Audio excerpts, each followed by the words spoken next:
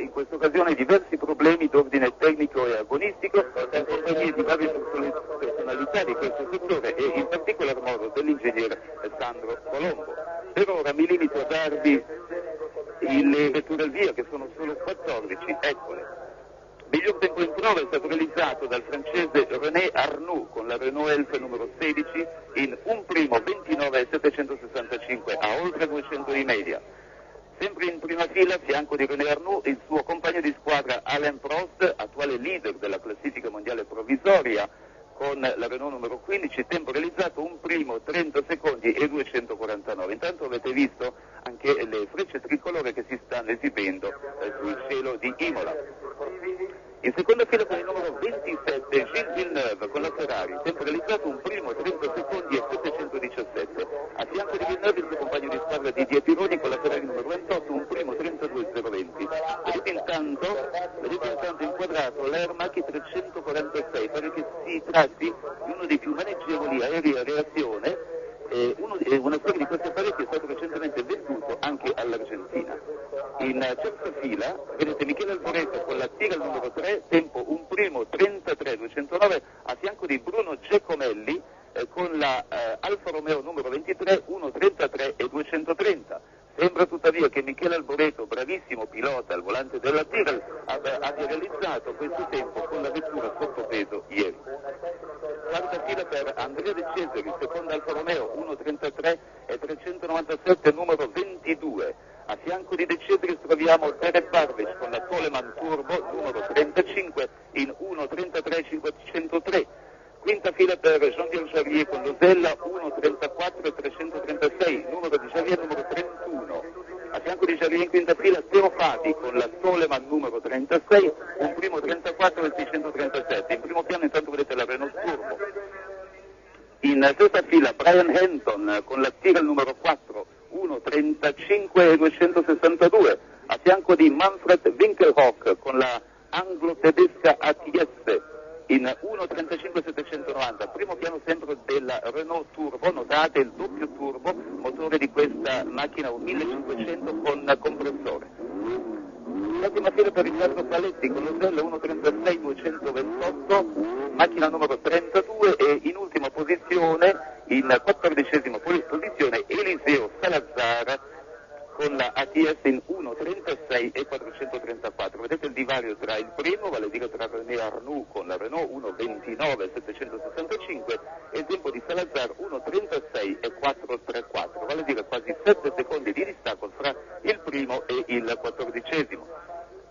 E veniamo intanto ai primati. Sul giro il primato appartiene ad Alan Jones con la Williams, stabilito il 14 settembre 1980 in un primo 36,089, alla media di chilometri 187,326. Sulla distanza il primato appartiene al vincitore della passata edizione, Nelson Piquet su Brabham BT 49C in ore 1, 51 minuti, 23 secondi e 97, alla media di chilometri 162,873. La gara si era disputata sulla distanza di 60 giri, la stessa che si corre quest'anno. Il giro misura chilometri 5 e 40 metri, per cui la distanza totale è di chilometri 302 e 400. Interessante il fatto che René Arnoux abbia stabilito in prova con la Renault il tempo di 1,29 e 765 oltre 200 di media, polverizzando tutti i precedenti primati. Infatti lo scorso anno il tempo registrato da Villeneuve in prova, piazzatosi poi in pole position, era stato di un primo 34 e 523. Vedete quindi che in un anno i tempi sono scesi di quasi 5 secondi. E ora veniamo al punto Dolens. Intanto vedete la griglia di partenza che vi abbiamo dato poc'anzi. Notate come in prima fila vi siano Arnoux sulla vostra sinistra in pole position e quindi Prost che è in seconda posizione sempre in prima fila e così via tutti gli altri per un totale di 14 concorrenti. Vediamo cioè per quale motivo questo Gran Premio sia stato boicottato dalla maggior parte dei costruttori facenti parte della FOCA, vale a dire dell'associazione costruttori che raggruppa praticamente tutti gli assemblatori inglesi, primo piano per Arnoux. Molti di voi sanno che dopo il Gran Premio del Brasile, su diretto reclamo della Ferrari, sono state escluse dalla classifica la Brabham di Nelson Piquet e la Williams di Keith Rosberg, classificatesi rispettivamente al primo e al secondo posto. Perché sono state squalificate? Semplicemente perché le vetture in questione sono state trovate sotto peso. Ora, esiste un regolamento emanato dalla Federazione Automobilistica Internazionale, vale a dire la FIA, e sottoscritto da tutti i costruttori sono 13 mesi a Parigi, che fra l'altro indica il peso minimo delle Formula 1 in 580 kg, primo piano per Gilles Villeneuve, notate il suo casco particolare. Pur ammettendo che certi regolamenti non sono estremamente chiari, va detto che alcuni costruttori inglesi hanno genialmente costruito macchine leggerissime, aiutandosi anche con nuovi materiali, quali il Kevlar e le fibre di carbonio. Per aggirare l'ostacolo, tali costruttori hanno dotato le monoposto di serbatoi supplementari, riempiendoli prima del via di 30 o di 40 litri d'acqua e giustificando tale comportamento dicendo che l'acqua sarebbe servita per raffreddare i freni. In realtà, durante la gara, l'acqua viene scaricata a terra e a corsa ultimata i liquidi vengono rabboccati, vale a dire si aggiunge olio e acqua dei freni mancanti. In realtà i freni non si raffreddano con l'acqua e questo trucco ha funzionato per diverse gare. Fatto grave, tuttavia, è che tale operazione avveniva con il beneplascito di Jean-Marie Balestre, presidente della FISA, Federazione Internazionale dello Sport Automobilistico, ed emanazione diretta della FIA. Il reclamo Ferrari è stato tuttavia giudicato dal Tribunale della FIA ed è da ritenersi inappellabile. Qui intanto vedete un primo piano di Bruno Giacomelli con la sua Alfa Romeo che è riconoscibile in modo particolare per il musetto dipinto di rosso. Come potete notare qui invece Andrea De Cesaris, il giovanissimo pilota che è stato anche pole position nel recente Gran Premio di Long Beach. Dicevamo che i costruttori inglesi difendono la loro posizione evidentemente e sostengono anche il fatto che il turbo è eccessivamente potente, il rapporto 1 a 2 tra aspirati e turbo non è per nulla valido, per cui per riacquistare parte di questo svantaggio sono dovuti ricorrere al sistema dei serbatoi fasuti riempiti d'acqua. Varie sono le considerazioni che si possono tirare e le esamineremo una ad una. Finisciamo tuttavia con l'affermare che se esiste un regolamento internazionale questo va rispettato pena la squalifica. Giusto tuttavia supporre che se una monoposto non rispetta tali regolamenti va squalificata prima del via e non dopo, specie quando tutti i commissari sono correnti della situazione. Senza dimenticare che i piloti rischiano anche la vita in un Gran Premio, e in particolar modo nei Gran Premi odierni con le attuali macchine di Formula 1. Intanto vedete un primo piano di Alain Prost, che è l'attuale leader della classifica mondiale provvisoria dopo questi reclami dei quali vi abbiamo parlato. Inoltre si dovrebbe rivedere tutto il regolamento generale e farlo applicare con criterio e con salomonica saggezza. Sta di fatto che gli inglesi qui a Imola non si sono visti. Si sono avvicinati all'Italia bloccando i loro automezzi a Chamonix. Se fossero venuti a Imola e se non avessero preso parte alla gara, gli organizzatori avrebbero avuto il diritto di sequestrare tutte le monoposto. Gli unici membri FOCA presenti sono invece ATS e Tyrrell. Günther Schmidt, che è responsabile dell'anglo-tedesca ATS, sostiene che la FOCA non gli serve. Mesdames, Mesdemoiselles, Messieurs, bonjour, ici Imola. Imola, nous allons vivre dans 5 minutes exactement le départ du 4e Grand Prix de la saison. Le premier se disputant en Europe, le Grand Prix de San Marino. Ces images vous le montrent et vous le prouvent. Le public italien, amoureux de sport automobile, en particulier dans cette très belle région de l'Émilie, n'a pas boudé ce Grand Prix comme l'ont fait les principaux constructeurs anglais, puisque vous n'ignorez sans doute pas que seules 14 voitures sont présentes au départ. En effet, et nous aurons l'occasion d'y revenir par le détail lorsque la course sera lancée et bien engagée, en effet, les membres de la FOCA, c'est-à-dire les écuries Williams, Brabham, McLaren et Lotus, pour ne citer que les principales, ont décidé de boycotter ce Grand Prix de Saint-Marin à la suite de la décision du tribunal d'appel de la FIA de disqualifier Rosberg et Piquet au Brésil. Mais cela, c'est de la cuisine politique, dirons-nous, de cette politique qui empoisonne la Formule 1 et ce n'est pas encore terminé. Nous en parlerons donc plus tard, durant la course. Pour l'instant, nous allons suivre cette course avec sur la grille de départ, tandis que l'on annonce 100 000 spectateurs, il y en avait déjà 50 000 hier aux essais. Sur la grille de départ, en première ligne, les deux Renault, celle de René Arnoux qui occupe la pole position et Alain Prost à ses côtés. René Arnoux, Renault numéro 16, Prost, Renault numéro 15. En deuxième ligne, Gilles Villeneuve sur la Ferrari Ferrari Turbo Enossi numéro 27 et l'autre Ferrari numéro 28, celle de Didier Pironi. En troisième ligne, au volant de la Tyrrell numéro 3, Michele Alboreto, et au volant de l'Alfa Romeo numéro 23, Bruno Giacomelli. En quatrième ligne, Andrea De Cesaris sur l'autre Alfa Romeo qui porte le numéro 22, et Derek Warwick, le Britannique, au volant de la Telemann numéro 35. En cinquième ligne, Jean-Pierre Jarnier sur l'Ozella numéro 31 et Théo Fabi sur l'autre Telemann qui porte le numéro 36. En sixième ligne, Brian Anton sur la Tyrrell numéro 4 et Manfred Winkelot sur l'ATS numéro 9. En septième ligne, Riccardo Paletti sur l'Ozella numéro 32 et Eliseo Salazar sur l'ATS numéro 10. Donc 14 voitures au départ avec ici une Ferrari qui était celle de Didier Pironi, deux Renault Turbo, deux Ferrari Turbo également, et là encore un moteur Ars Turbo pour la Telemann de Derek Warwick qui part donc lui en quatrième ligne. Un Grand Prix qui devrait toutefois être disputé, même si le plateau n'est pas complet. Il manque, pour ne citer que les pilotes, des gens tels que Piquet, Rosberg, Lauda, Latifi ou encore Watson. Mais tout de même, cela va être une explication entre moteurs turbo. Ces moteurs turbo qui hier ont permis à René Arnoux de franchir pour la première fois dans l'histoire de ce circuit d'Imola le mur des 1 minute 30 puisqu'il a bouclé les 5 km 40 du circuit en 1:29.765, soit à plus de 202 km/h de moyenne. 60 tours de circuit à couvrir, soit un total de 302,4 km pour les voitures et pour les pilotes. On précisera qu'au classement provisoire du championnat du monde après 3 épreuves, c'est Alain Prost qui est en tête avec 18 points, devant Lauda qui en a 12, Niki Lauda qui est profondément écœuré d'être revu au rôle de spectateur, et John Watson, lui, qui en totalise 8.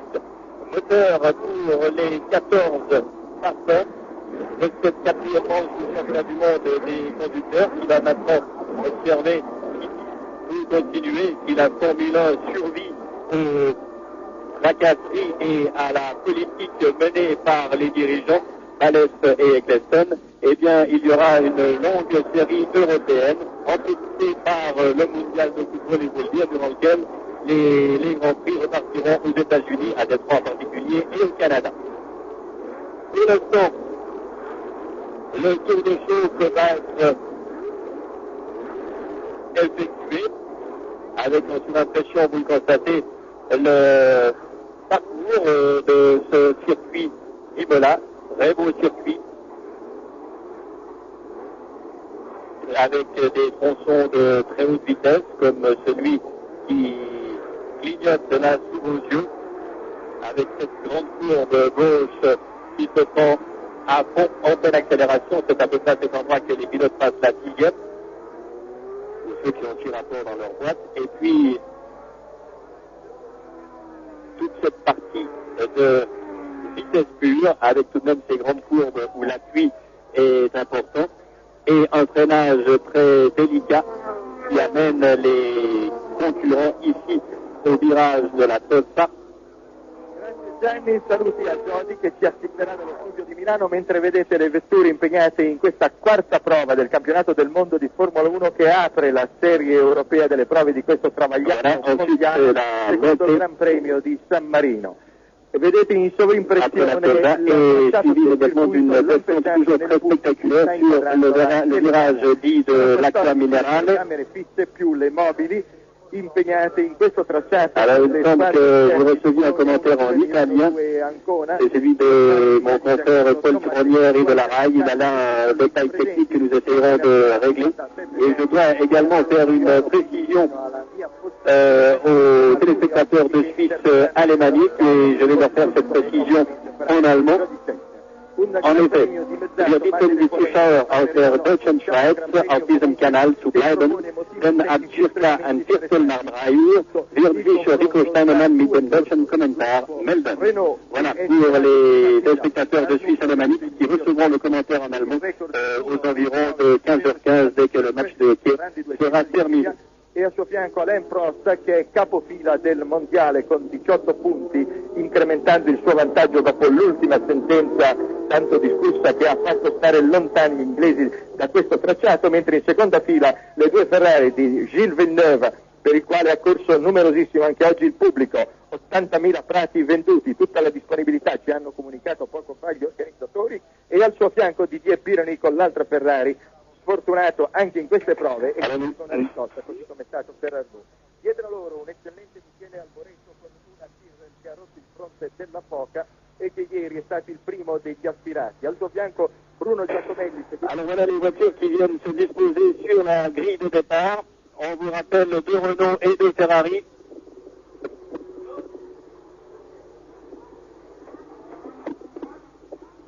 Et le départ va être donné incessamment aux 14 partants maintenant.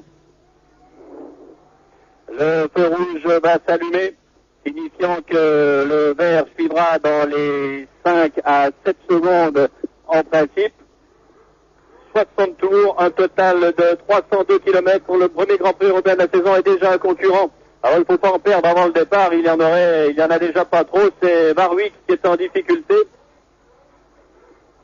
Et le départ, voilà la lumière rouge, attention, Prost en pole position.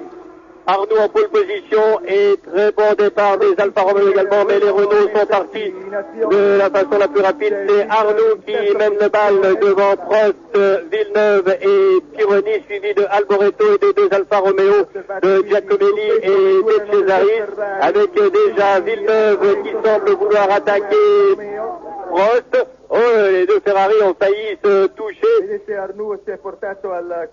Situation inchangée avec dans la montée ici Villeneuve qui se porte à la hauteur de Prost. Parviendra-t-il à le passer avec Arnoux a pris le large? Oui, Villeneuve prend la 2e place. Alors premier Arnoux, 2e Villeneuve, 3e Prost et 4e Pironi. Arnoux qui a pris d'emblée le large ici à la chicane de l'Aqua Minerale. 2e, et c'est maintenant Pironi qui occupe la 3e place. Pironi a lui aussi passé Alain Prost. Tandis qu'une voiture vient de prendre le départ. Maintenant seulement il s'agit de celle de Warwick, je pense. Et fin du premier tour d'ici quelques instants. Nous sommes ici dans la très vertigineuse descente qui ramène dans le double gauche du fond du circuit où Villeneuve est présentement engagé. Et c'est le retour vers la ligne de départ pour le bouclement du premier tour avec une chicane très large et très rapide encore. Et je crois bien que Warwick n'est pas parti car j'ai une voiture qui est stationnée sur le côté de la route. Alors Arnoux à la fin du premier tour, 2e Villeneuve, 3e Pironi, 4e Prost, 5e Alboreto, 6e De Cesaris, 7e Giacomelli et les autres. Et effectivement, la Coleman de Warwick n'a pas passé. Tandis que les 2 Ferrari semblent revenir déjà quelque peu sur René Arnoux. C'est Alboreto sur la Tyrrell qui se trouve derrière Prost. Alors si Prost devait être passé par Alboreto, cela signifierait que sa voiture est en difficulté. Ici c'est Arnoux qui dépasse Henton, je pense, qui est en difficulté. C'est une Tyrrell, ça doit être celle d'Henton, car on va passer celle de... Alors déjà 2 éliminés, c'est vraiment une course par élimination aujourd'hui puisque Warwick et Henton semblent être déjà contraints à l'abandon.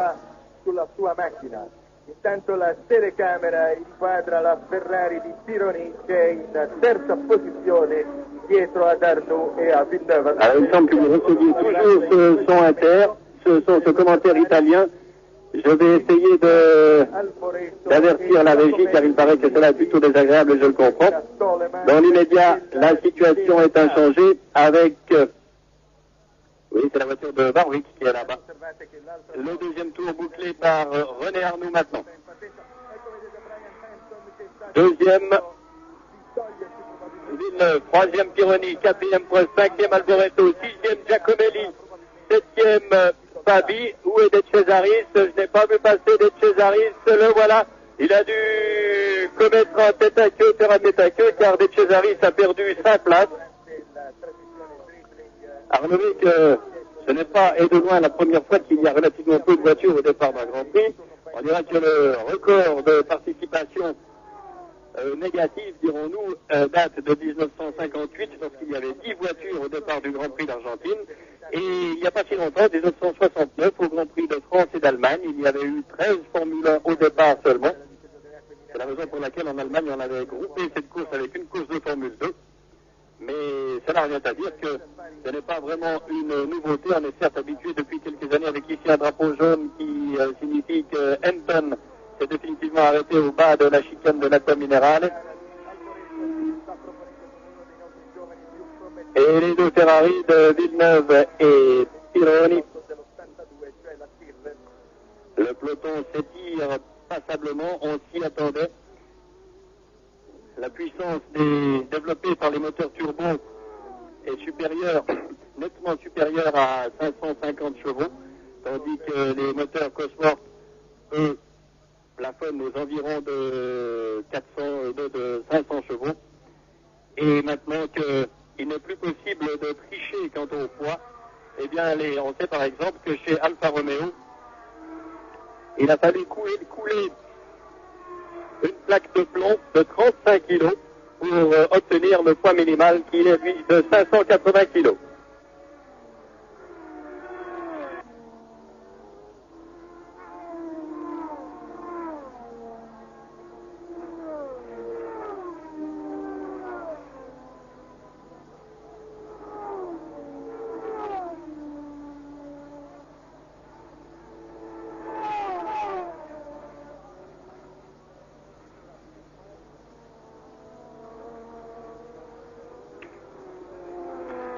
Alors, on me signale en régie que l'on essaye de remédier, alors que je vois que De Cesaris s'arrête au box maintenant, moteur arrêté. On essaye de remédier, voilà la voiture de Cesaris, l'Alfa Romeo numéro 22. De Cesaris qui lors des essais libres de ce matin a vu son moteur prendre feu subitement. Et ici on revient sur les premières positions de la course avec toujours les deux Ferrari de Villeneuve et de Pironi qui sont derrière la Renault de René Arnoux. Nous allons prendre des écarts au prochain passage. Le prochain passage qui ne se retardait.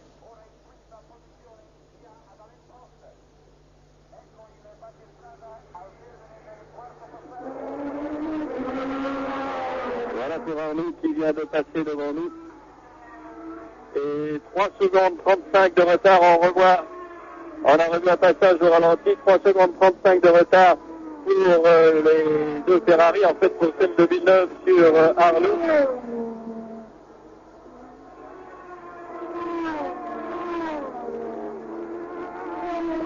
René Arnoux qui a effectué un départ magistral.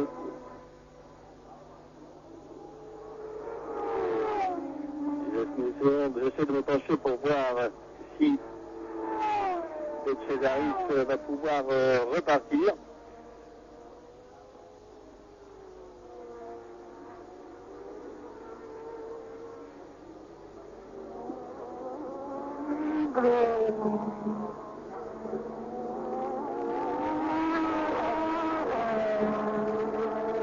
Voilà, je crois qu'il repart. Voilà, je le vois sous moi. De Cesaris est reparti, mais il a perdu un tour en tout cas, tandis que Pironi, lui, se rapproche de Villeneuve. Il est certain que les deux pilotes de Ferrari ne vont pas se livrer une lutte fratricide. Eh bien, le 40% à peu près des pronostics voyaient et donnaient Prost victorieux. Certes, nous ne sommes qu'au tout début de cette course, mais Prost est maintenant bien lâché par les deux Ferrari. À moins qu'il s'agisse de tactique, peut-être a-t-il choisi un pneu différent que Arnoux et que celui-ci ne lui permette pas d'attaquer autant que son coéquipier en début de course. Évidemment, cela, on l'apprend toujours après la course, car ce sont des tactiques qui ne sont pas divulguées avant le départ. Je trouve que Pironi, lui, fait vraiment course dans la roue de Villeneuve maintenant. Si Villeneuve devait faiblir, Pironi le passerait irrémédiablement, mais je pense qu'avant cela, il n'y aura pas de tentative d'attaque de la part du pilote français établi à Genève du reste.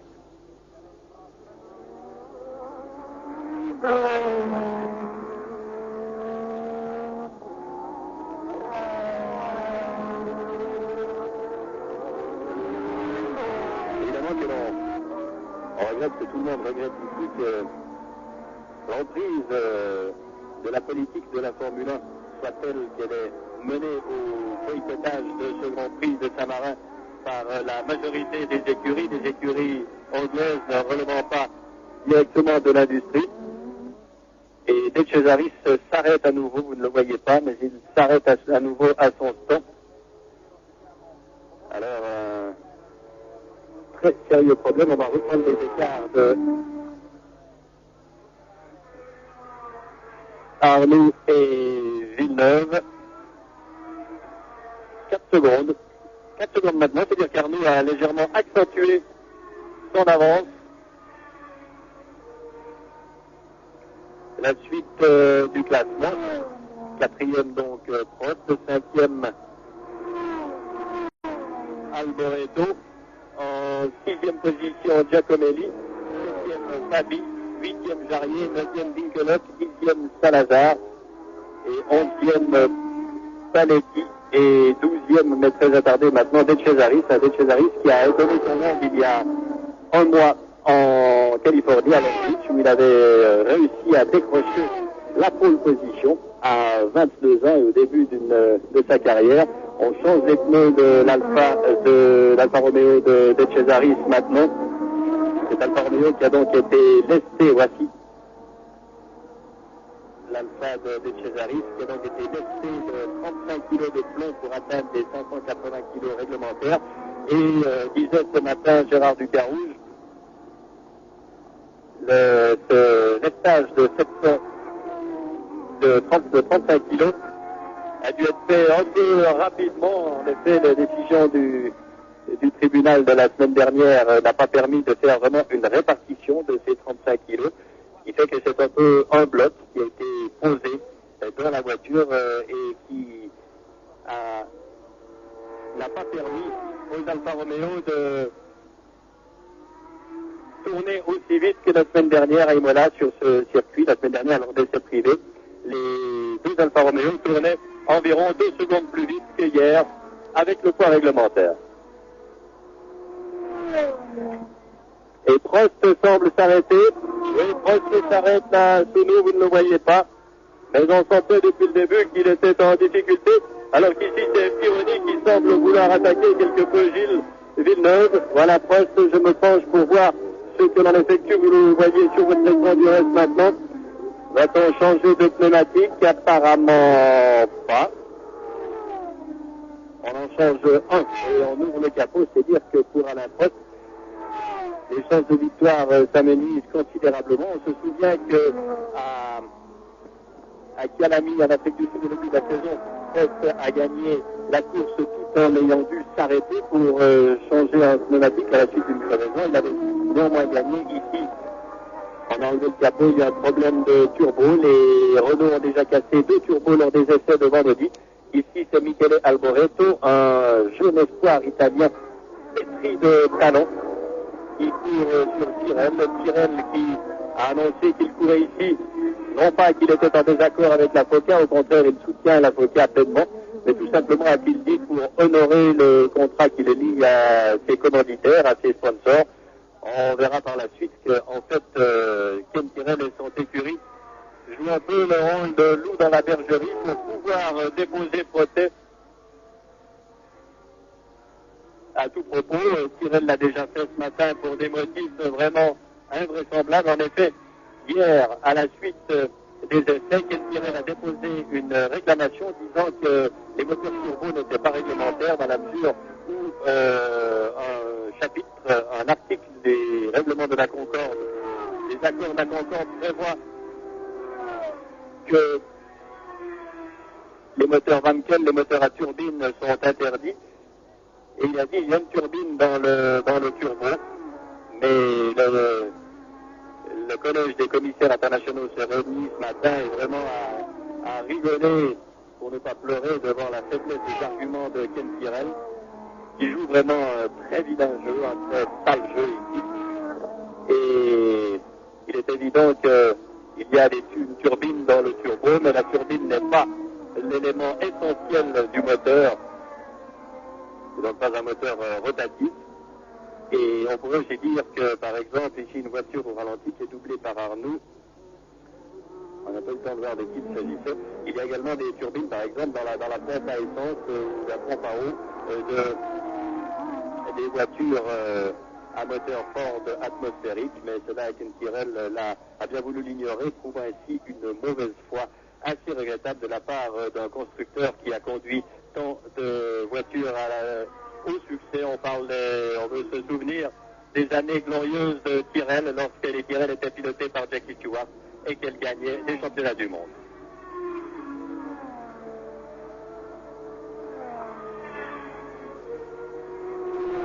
Ken Tyrrell a voulu faire durer un peu le suspense en disant hier en réservant une déclaration pour hier à 3h, et hier à 3h, effectivement, il est venu déclarer qu'il participerait tout de même à ce Grand Prix. Et lorsque je lui ai demandé s'il avait l'accord de Bernie Ecclestone pour disputer ce Grand Prix, il m'a simplement prié de poser la question à Bernie Ecclestone. Il est évident que Ken Tyrrell est un peu l'envoyé spécial de la FOCA pour semer un peu plus le trouble et la vis-à-vis dans cette Formule 1 qui n'en aurait pas besoin. Alors, Paletti sur la deuxième zone s'est lui aussi arrêté. Le classement voit pour l'instant Arnoux en tête, deuxième Villeneuve, troisième Pironi, quatrième Alboreto, cinquième Giacomelli, sixième Tabi. Et Prost sort de sa voiture, vous ne le voyez pas. Prost sort de sa voiture maintenant, c'est dire que c'est l'abandon pour Alain Prost, le leader du championnat du monde.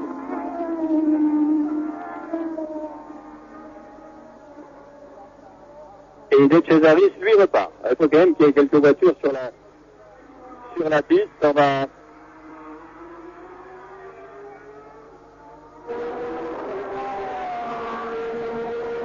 Voilà. De Cesaris qui repart ici.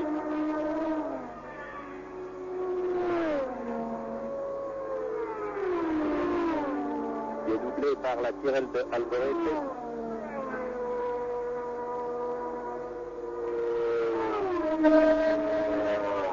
Une raison supplémentaire au regret de l'absence de tous les concurrents et le fait que l'on aurait dû voir aujourd'hui la Brabham de Nelson Piquet équipée du moteur BMW Turbo. Et il semble bien que les gens de BMW aient été vraiment emballés, comme on dit, par les gens de Brabham. Il y a à ce sujet une guerre des communiqués qui est absolument délirante.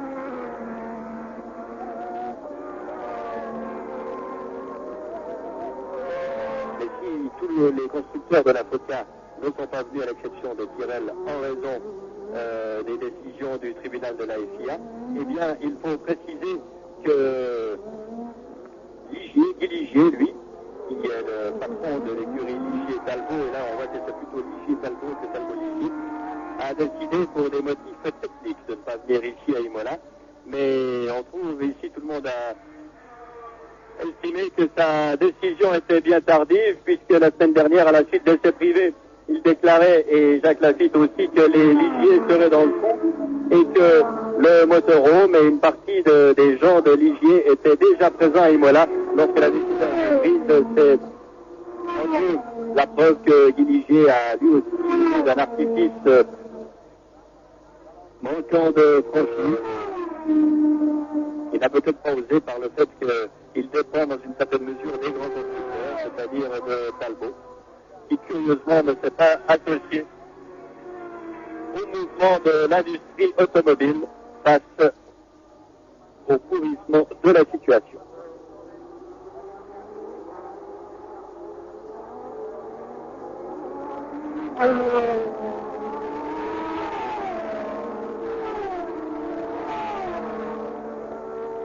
Alors cette fois, Villeneuve se rapproche de Arnoux. Il avait 4 secondes tout à l'heure et on a vu qu'il avait effectué le meilleur tour, le tour le plus rapide pour l'instant. Il a fait la moitié de son retard puisqu'il est à 2 secondes 11 centièmes de Arnoux.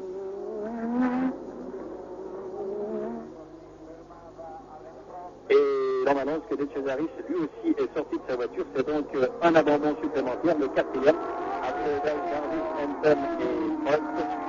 Abandon de Cesaris. Alors on va peut-être suivre un peu la remontée de Villeneuve sur Arnoux. Avec ici une Toleman et une ATS, la Toleman de Sabi et l'ATS 9 vraisemblablement. Oui, c'est celle de l'Allemand Manfred Winkler, derrière Sabi.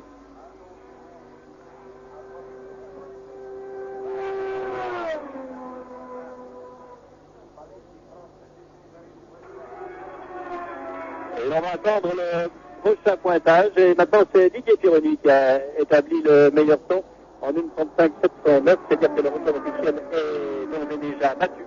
Il était détenu par Alan Jones depuis 2 ans en 1:36.00. Car une partie de la course avait été effectuée sous la pluie. Alors, voyons le retour de Gilles Villeneuve et dans l'intervalle, en attendant que le... Oh, bon, je crois qu'on y est presque, on ne va pas tellement l'attendre, car Villeneuve est maintenant quasiment dans la roue de René Arnoux. Alors il va y avoir une explosion de joie ici à Imola. Je vous rappelle que nous sommes en Émilie, que nous ne sommes pas très loin de Bologne, de Modène, de Maranello, fief de Ferrari. Alors l'écart est minime, moins d'1 seconde, et Pironi est à 2 secondes. C'est-à-dire que les Ferrari sont en passe de revenir maintenant sur Arnoux, et ce serait certainement une très grande réponse pour Renault que de voir s'incliner devant les 2 Ferrari ici, tant les Renault ont semblé supérieurs même aux Ferrari durant toutes les séances d'essai.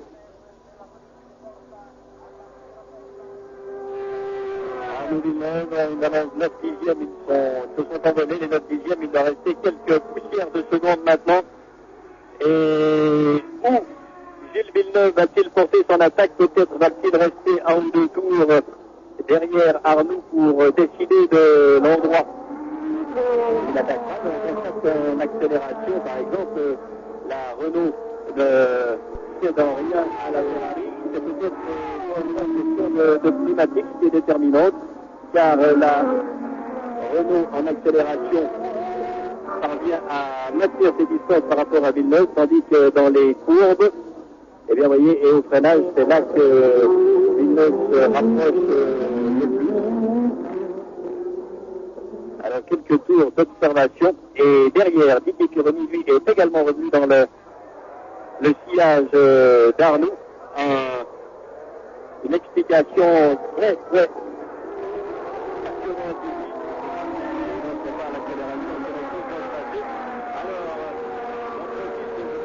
ces tours d'observation pour demander à Roland Clifton qui vient de me rejoindre pour lui demander comment il a vécu ce départ. Le départ a été parfaitement réussi, à part Paletti, ça vous l'avez vu, il est parti avec du retard pour toutes les choses, il est maintenant sérieusement attardé, mais sinon aucun accident, aucun accrochage, aucun frottement excessif, un départ parfaitement réussi. Et puis tout de suite, on a vu que De Cesaris, avec son Alfa Romeo, avait des problèmes. Il s'est arrêté une première fois. C'était, disait-il, parce que la pression d'essence était défaillante. On a fait des vérifications. Au moment où il allait repartir, on a constaté qu'en fait, c'était peut-être simplement le manomètre qui ne fonctionnait pas correctement. Il a refait un tour, mais le moteur ne tournait pas rond.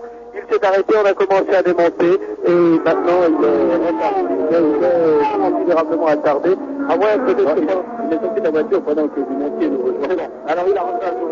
Et puis, un autre abandon important, celui de Prost, et là ce sont des problèmes d'allumage. On a voulu changer les bougies, mais le moteur ne tourne pas rond. Et puis Prost, alors, qui est actuellement encore en tête au championnat du monde des conducteurs avec ses 18 points, eh bien Prost a aussi dû se retirer. Ce sont deux abandons importants qui sont survenus donc dans les stands, mais d'autres sont survenus le long de la piste.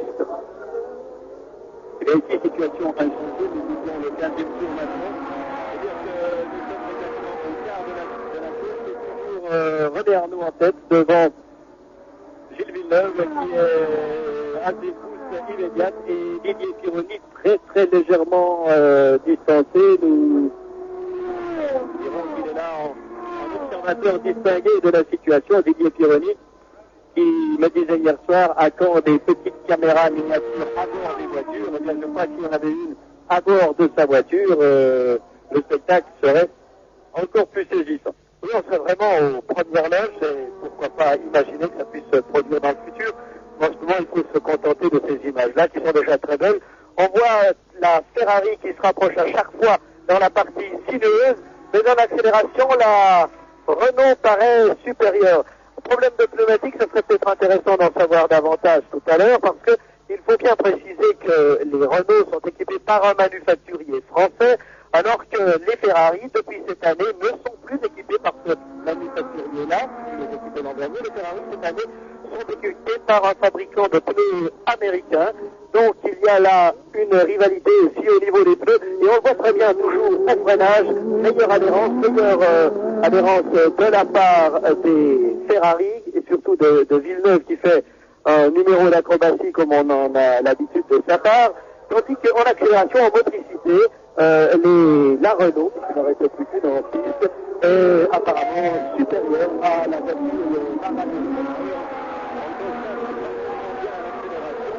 On voit la Renault, qui n'a pas vraiment pris sa distance comme elle l'a fait dans les passages précédents. Villeneuve est vraiment très, peut-être va-t-il attaquer au freinage de la Tosa maintenant. Non, je ne crois pas, il est tout de même trop loin.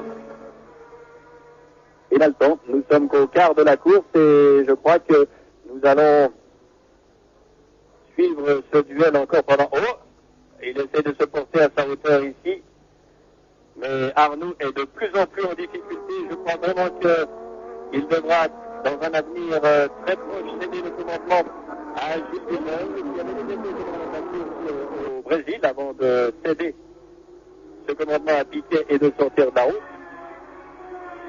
Et Gilles Villeneuve, vous voyez, qui demande l'impossible à sa voiture. On l'a vu partir en très léger sur virage tout à l'heure. Ici, c'est un endroit qui peut être assez favorable pour un dépassement. Et je pense un peu moins dans la grande voiture avance maintenant. Avec Gilles, il faut effectivement s'attendre à tout. Il peut tenter de forcer le passage aux endroits les plus inattendus. J'ai le sentiment que si Villeneuve peut dépasser quelque part sans trop de problème, c'est dans le virage de la Tosa, ce long virage à gauche qui referme énormément ensuite sur la fin, ou alors au freinage de la chicane. Mais s'il effectue une manœuvre de ce genre, la question est de savoir s'il ne va pas justement endommager ses pneumatiques, parce qu'on sait que les hommes sont assez fragiles tout de même, et s'il se produit un blocage des roues, ça risquerait de provoquer un plat, et ça poserait de sérieux problèmes ensuite de tenue de route à Gilles Villeneuve. Enfin, Villeneuve doit très bien savoir ce qu'il peut faire et ce qu'il ose encore faire. Oui, ici, le fameux virage de la Tosa dont vous parliez tout à l'heure. Non, pas encore.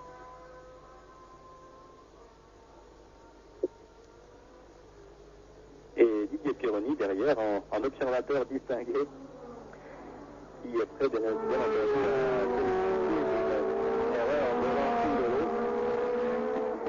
défaillance de l'un ou de l'autre.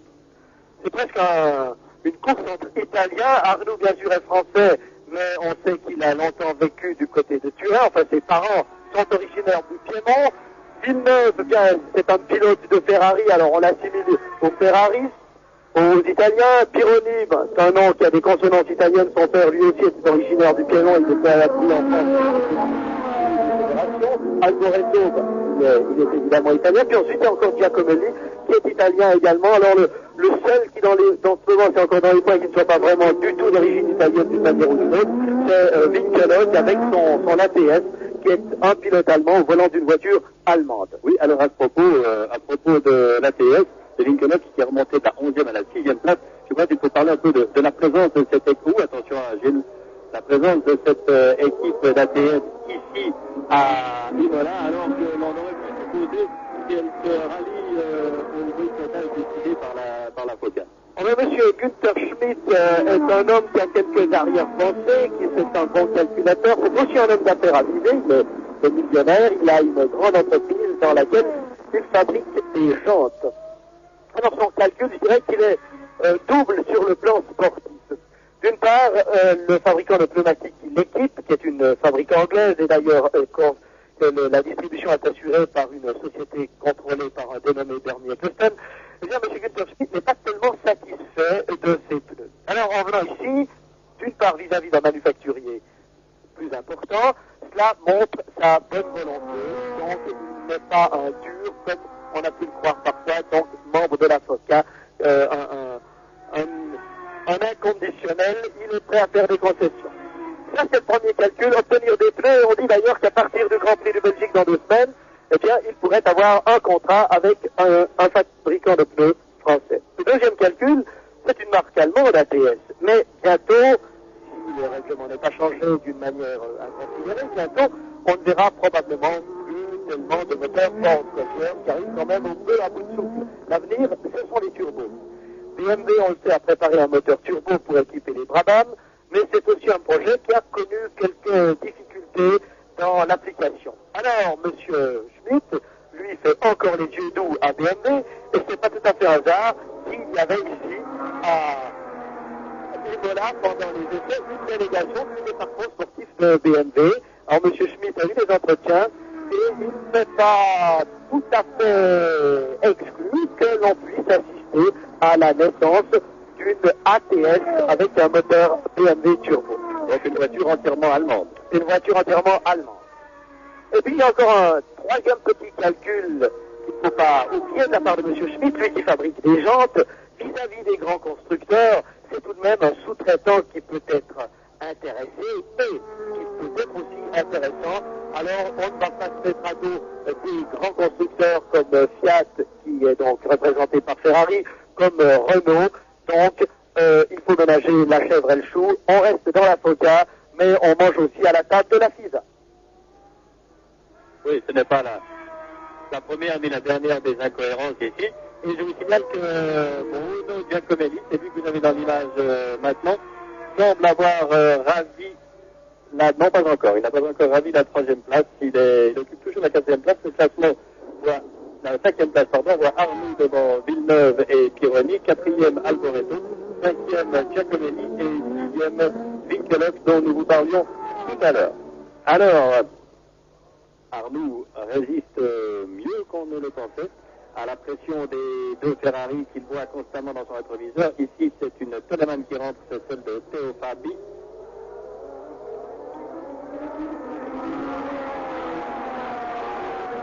Et voilà Théo Fabi.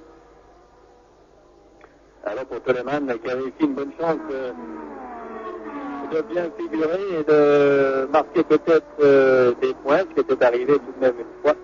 Eh bien, ses chances semblent s'envoler. Attention à Gilles Villeneuve, non, il n'attaque pas maintenant. Mais à chaque fois, au freinage de cette chose-là, il se rapproche. Vous voyez que l'écart est à peine supérieur à une demi-seconde. Cela dépend bien sûr de l'endroit où cet écart est pris. Cela se fait généralement sur la ligne d'arrivée. Mais au freinage de la Tosa, l'écart doit être d'un dixième de seconde à peine.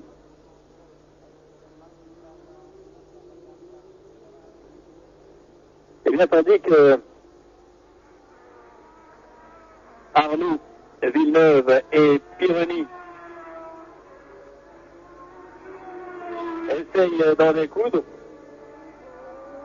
Je crois qu'il est tout de même bon, comme je vous l'avais promis, même si la chose est peut-être un peu fastidieuse, je crois qu'il faut maintenant refaire tout l'historique de ce qui s'est passé en Formule 1 et de ce qui a amené la Formule 1 à cette situation désastreuse qui est la sienne et qui fait que la Formule 1 est en train de perdre, sinon a perdu, la quasi-totalité de sa crédibilité aux yeux du grand public.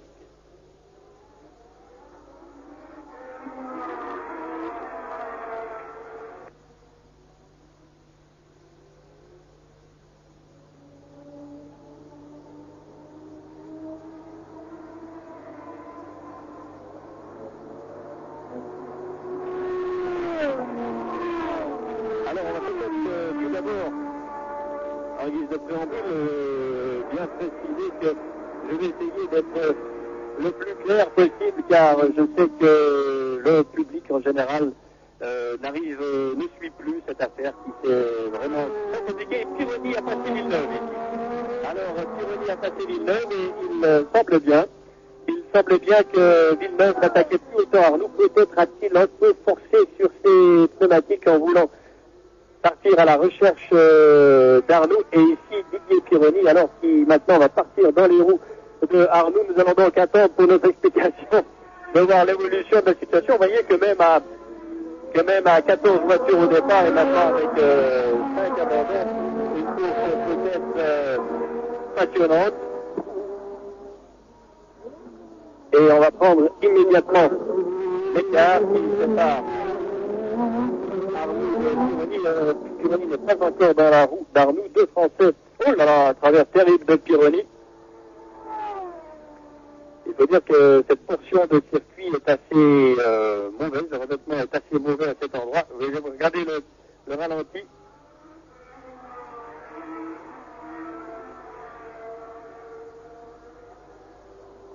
Il a vu Pironi faire une petite travers extrêmement spectaculaire.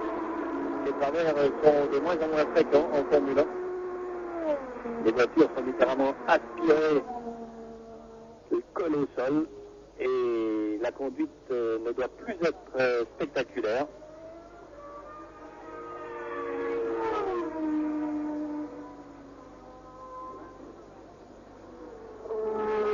Alors, Pironi a même perdu un peu de temps en faisant un légère cabriole. Il revient maintenant sur Arnoux. Arnoux qui a réalisé, vous voyez, le meilleur temps à 190 km/h de moyenne. Il est encore sensiblement plus long que lors de son meilleur tour des essais d'hier, effectué, il est vrai, avec le réservoir quasiment vide et des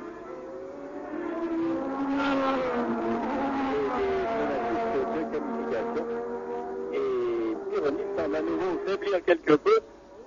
Est-ce que Pironi et Villeneuve se sont arrangés pour agrémenter un peu le spectacle? Mais Villeneuve va sans doute passer Pironi d'ici quelques instants si les choses continuent ainsi. Non, pas encore. L'entrée de cette grande chicane à très grande vitesse.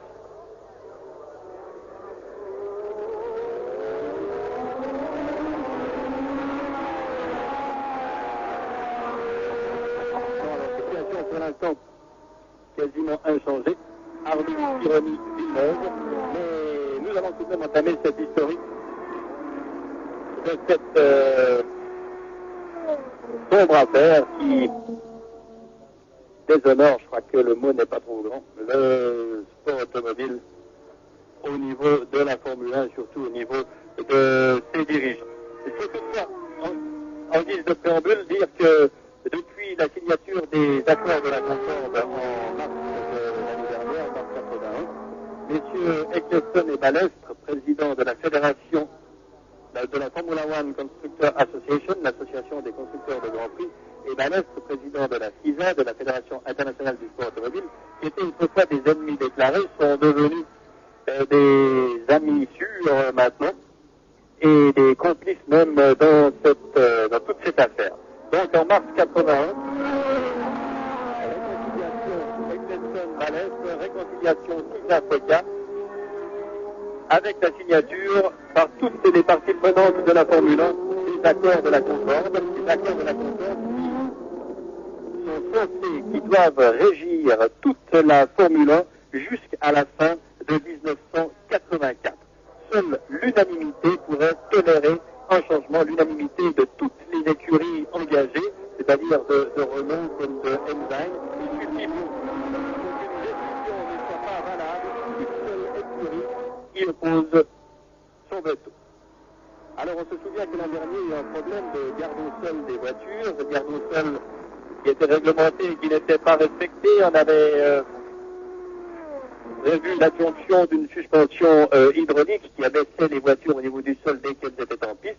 Eh bien, cette suspension hydraulique a été interdite. On a réintroduit les jupes et le système d'effet de sol est aujourd'hui tout à fait toléré.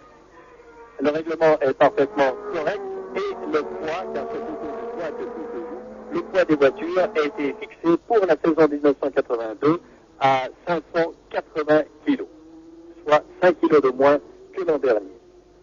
Or, on s'est rendu compte que les moteurs turbocompressés qui équipent les châssis de Renault et de Ferrari, de même que, ici Pironi est très près, de même que le châssis de la Coleman avec un moteur A, c'est-à-dire que ces moteurs turbocompressés avaient connu un tel développement technique qu'ils étaient arrivés au point d'une supériorité évidente sur les vieux moteurs atmosphériques de Ford Cosworth en particulier, dont Renault System vous disait tout à l'heure avec justesse qu'il commence à être un peu essoufflé.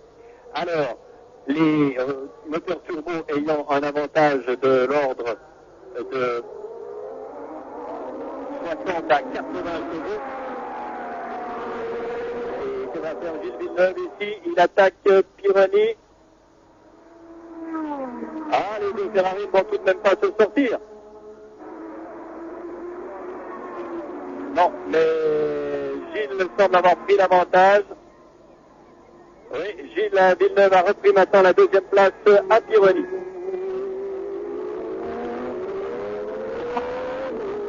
Alors je vous disais que le moteur turbo, et nous avons encore la démonstration aujourd'hui, est nettement supérieur au moteur atmosphérique et avec une supériorité de l'ordre de 60 à 80 chevaux. Les autres concurrents, et ici c'est Giacomelli qui est sorti, les autres concurrents n'avaient aucune chance de s'imposer. Abandon de Giacomelli maintenant au 25e tour. Alors, seule possibilité pour les gens de la FOCA, c'était d'entrer dans l'illégalité, c'est-à-dire de tricher. Le moteur turbo étant parfaitement réglementaire, étant parfaitement correct, ou bien on changeait les règlements, ou bien on trichait. Les règlements ne pouvant pas être changés, on a décidé, au niveau de la FOCA, de tricher en trichant sur le poids. C'est-à-dire que les matériaux... attaque de Gilles. Raté pour cette fois. C'est la première fois que Gilles attaque le nom. Les matériaux développés par certaines écuries anglaises, en particulier la fibre de carbone permettant un gain de poids considérable, on a pu faire des voitures approchant les 500 kg. Donc avec à peu près, nous avons dit 80 kg de moins que le règlement de notre test.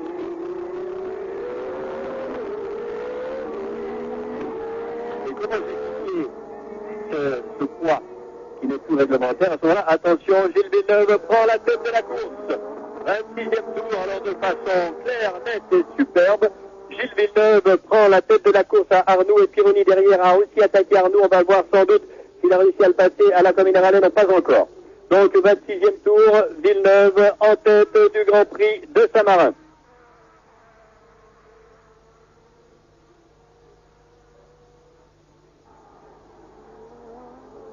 Alors le public va saluer cette prise de pouvoir par Gilles Villeneuve.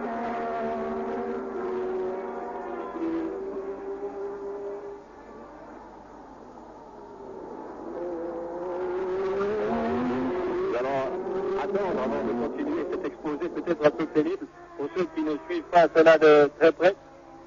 Attendre la clameur. Voilà, vous l'entendez, donc vous revoyez au ralenti la façon très nette dont Gilles Villeneuve a passé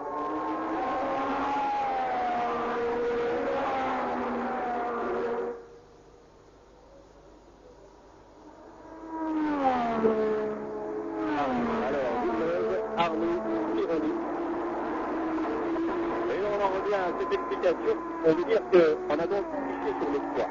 Alors, il faut clicher sur le poids, c'est-à-dire qu'on fait semblant d'avoir 580 kg, alors qu'on n'en a que 500 ou 520.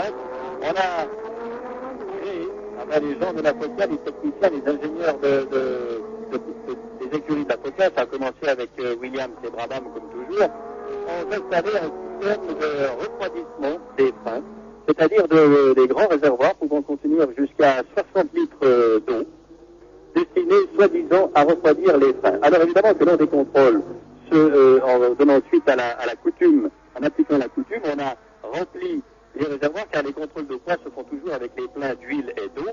Alors les réservoirs d'eau étaient pleins pour le contrôle et évidemment qu'au départ de la course, ils ne l'étaient pas, ce qui fait que les voitures couraient avec des poids inférieurs très nettement à la réglementation, ce qui leur permettait de rivaliser assez bien avec les moteurs turbo-compressés, puisque ITS s'était imposé au Brésil et Loda à Long Beach en utilisant des voitures de ce type et appliquant ce système. Ici, Bruno Giacomelli dans l'image, réduit au rôle de spectateur.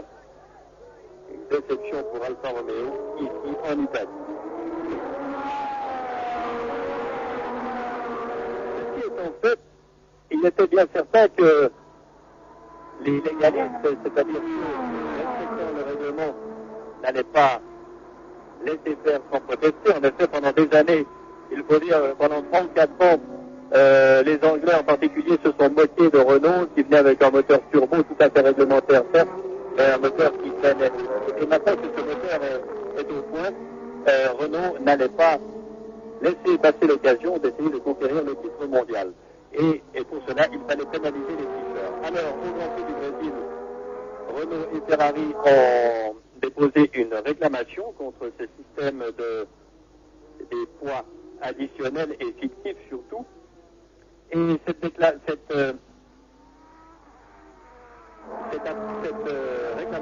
dans un premier temps, a été repoussée par les commissaires brésiliens. Renault et Ferrari se sont alors pourvus en appel. L'appel de la Fédération internationale de l'automobile s'est réuni la semaine dernière à Paris pour statuer et pour décider, et ceci sous la présidence d'un Suisse, Maître Jean Gay, avocat à Martigny et très bon connaisseur du sport automobile qu'il a lui-même pratiqué au niveau des rallyes. Alors, le tribunal sort de 5 personnes a statué, après avoir entendu toutes les parties en cause, avec arrivé à la conclusion que, effectivement, Piquet et Rosberg, puisque c'est envers eux que la réclamation était adressée, Piquet et Rosberg avaient utilisé une voiture non conforme, et que, en dépit de la démonstration faite par les techniciens de Brabham, et voici Arnaud qui attaque à nouveau Villeneuve.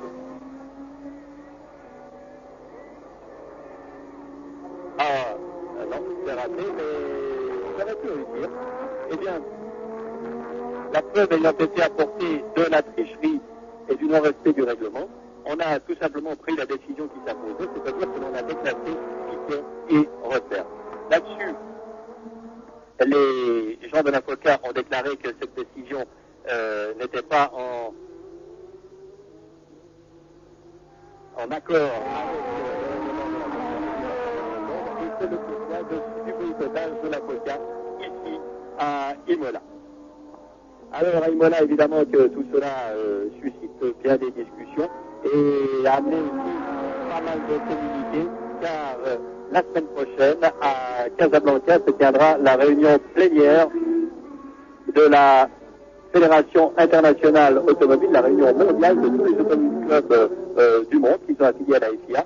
Et c'est là que le président Balès, qui est du côté des gens de la FOCA, qui a toléré ces tricheries sans me dire, eh bien, le président Balès présentera un programme qui exclura plus ou moins à court terme les moteurs turbo, ou en tout cas imposera des réglementations telles que tous les efforts fournis par les gens de l'industrie automobile dans le cadre de la recherche technologique, tous ces efforts seraient vraiment rendus vains et inutiles.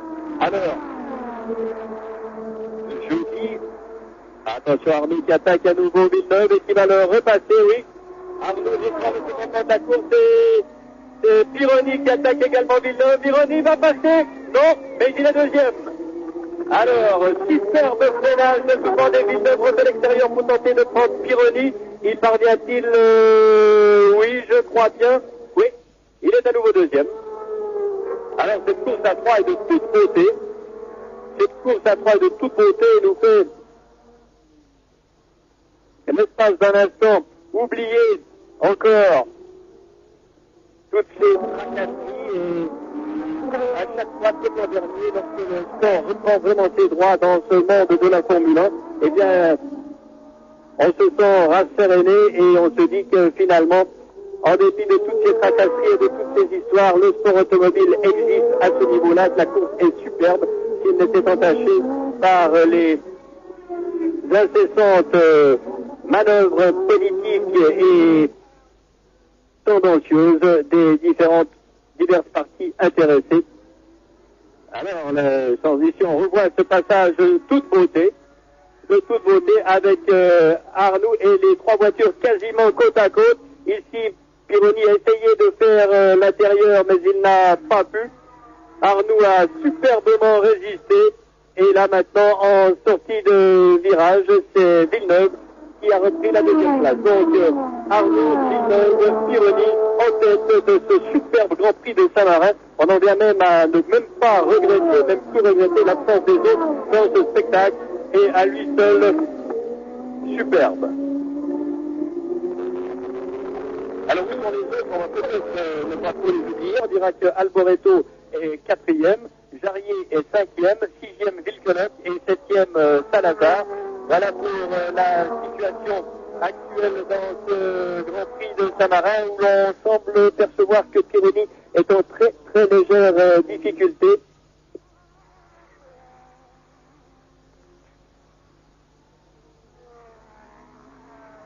Évidemment, comme ne se soucie pas de ce qui se passe derrière, mais je vous dirais qu'il reste 8 voitures en course seulement.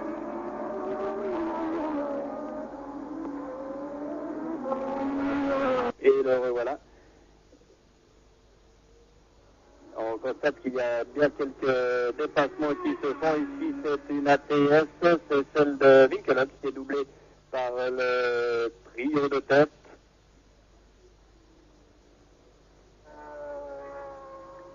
Il y aura peu de voitures dans le même tour.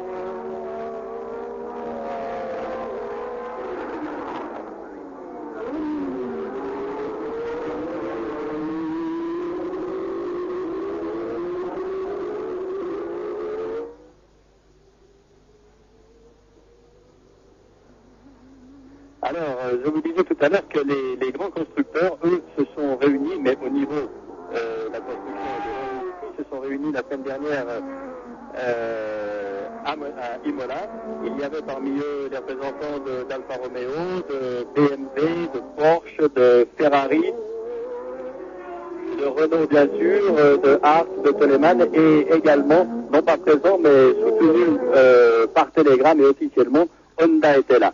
Et les grands constructeurs ont sorti un communiqué qui pesait bien ces mots en disant que si la FISA, par l'intermédiaire de son président Vallès, voulait continuer à stériliser la filière technique de recherche fondamentale de la Formule 1 en pénalisant d'une manière irrémédiable l'échange des moteurs suralimentés, et cela en violation flagrante de la stabilité absolue des règlements, eh bien, si tel devait être le cas, tandis qu'ici, Pironi s'attaque à nouveau à Villeneuve, si tel devait être le cas, Pironi est deuxième.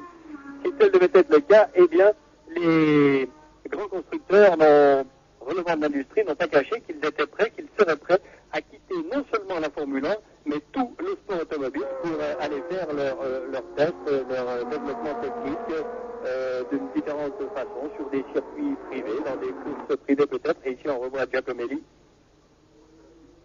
ennui de moteur pour Giacomelli, et voilà, on revoit ce que l'on cherchait sur le ralenti, c'est la façon dont Didier Pironi a repris la deuxième place à Villeneuve. Les deux pilotes Ferrari se sont peut-être mis d'accord pour assurer un spectacle qui est en tout cas de toute beauté. Et je crois que ce Grand Prix à 14 voitures est un Grand Prix d'une très bonne facture et en tout cas le spectacle est excellent.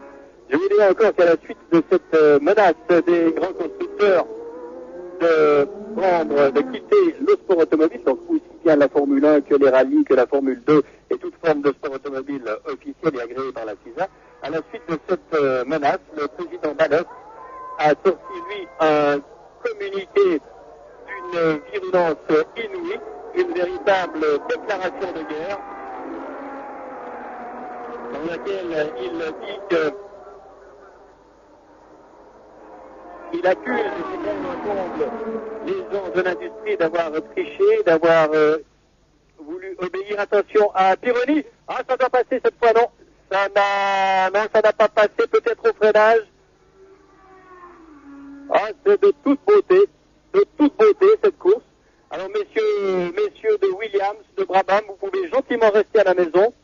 À la limite, on n'a plus besoin de vous, car le spectacle proposé par Ferrari et Renault est fantastique. Et j'espère que M. Vallès, s'il s'intéresse encore au sport automobile et non plus uniquement à la politique, et lui aussi devant son petit écran, car il doit se dire qu'il ne faut pas, comme il en a l'intention, de passer des gens relevant de l'industrie, car c'est par là que se fait vraiment la recherche et le progrès technologique. Voilà, je crois que nous ne parlerons plus. Nous essayerons en tout cas de ne plus en parler pendant ce reportage. Je crois que je vous ai suffisamment ennuyé si vous ne vous intéressez pas à ce qui se passe sur le plan politique dans la Formule 1. Intéressons-nous plutôt au spectacle qui lui est de très grande qualité. Et je ne crois pas que c'est Roland Christen, amoureux fou de la Formule 1, qui me contredirait. Roland, alors qu'avez-vous appris tout à l'heure? Bon, écoutez, j'étais dans les stands Renault et là, il y avait Alain Prost. Et alors, on a discuté, Prost avait un grand regret, il aurait voulu venir ici, mais il voulait repartir tout de suite pour Bologne pour prendre un avion en fin d'après-midi. Il est reparti maintenant. Prost aurait évidemment aimé se mêler, être le quatrième dans cette lutte absolument fabuleuse. Et alors, il y a une chose qui me frappe, c'est qu'il y a un paradoxe dans la Formule 1. Le paradoxe, c'est que plus la Formule 1 est entachée de problèmes politiques, de problèmes de malheur, d'intrigues et de grouillage et grenouillage en tout genre, et plus les courses, dans leur beauté absolue, sont fascinantes. On en a la preuve une fois de plus aujourd'hui, et Jacques, ce que vous avez dit, finalement, c'est vrai. Messieurs Williams, messieurs Brabham, messieurs Lotus et compagnie, vous n'avez plus besoin de venir, finalement, car ce qu'on voit, c'est la renaissance, c'est l'apogée du sport automobile, et on espère qu'il en ira comme ça. Et bien sûr, si messieurs Eccleston et compagnie vous laissent venir mêler, après le spectacle il gagnera encore en intensité, et on tire une fois pour toutes un trait sur ces magnifiques. En tout cas, pour une chose est certaine, René doit être en mesure de gagner, parce que, dit-il, il a choisi les pneus les plus durs, et il ne risque pas d'avoir des problèmes de pneumatiques. Prost avait d'ailleurs choisi les mêmes pour des questions de fiabilité. Alors Prost dit, je pense que René est en mesure de gagner. Je dis, mais alors est-ce que c'est du spectacle qu'on nous fait comme ça pour nous amuser un petit peu? Il dit non, à cette vitesse-là, on peut quand même pas faire du spectacle et un numéro de cirque ou d'acrobatie. C'est vraiment la course dans toute sa splendeur, dans toute sa sincérité. Mais je pense qu'en fin de course, dit toujours Prost, René aura un avantage parce que sa voiture deviendra un peu plus légère et là, il fera le trou. Mais en attendant, eh bien, regardons-le, ce spectacle. Oui, et derrière, évidemment, il n'y a plus grand-chose, mais on va s'occuper que de l'avant-scène. On va vous rappeler tout de même le classement. Arnoux devant Pironi et Villeneuve, les trois dans la même seconde depuis presque le début de la course, en tout cas depuis plus d'une demi-heure. En troisième position, Alboreto, que vous en avez ici dans l'image. En quatrième position, Alboreto, vous en avez ici dans l'image, ce jeu d'espoir du sport automobile italien dont on dit déjà qu'il aurait été pressenti par Ferrari pour la saison prochaine, à la place peut-être de Villeneuve. Je peux me permettre de dire que ce sera un peu étonnant parce que depuis 15 ans, Ferrari n'a plus jamais eu recours au service d'un pilote italien. Oui, ce serait étonnant, mais ça n'est pas impossible. Et puis en cinquième position, on a Jean-Pierre Charlier et sixième, Salazar. Le septième est Henri Colonne. Zanetti, lui, n'a plus reparu. Il y a donc encore 7 voitures en course. Mais cette lutte pour la première place est de toute beauté. Il y a Fabi également, mais qui est à... Oui, non pas Paletti, mais Fabi, qui est à 8 tours environ. Et puis j'apporterai la précision que Renton a dû abandonner à la suite d'ennuis de transmission. Renton qui pilotait la deuxième Tyrrell. En effet, Borgoud, qui est le pilote habituel de Tyrrell, eh bien Borgoud n'est pas là pour une raison absolument inconnue. On en est réduit à toutes les hypothèses une fois de plus. Et M. Tyrrell, lui, se montre extrêmement discret, affirmant qu'il n'est pas exclu qu'au cours des prochaines courses, Borgoud revienne. Et Tyrrell dit aussi qu'il est décidé à participer à toutes les épreuves de Formule 1 durant le restant de la saison.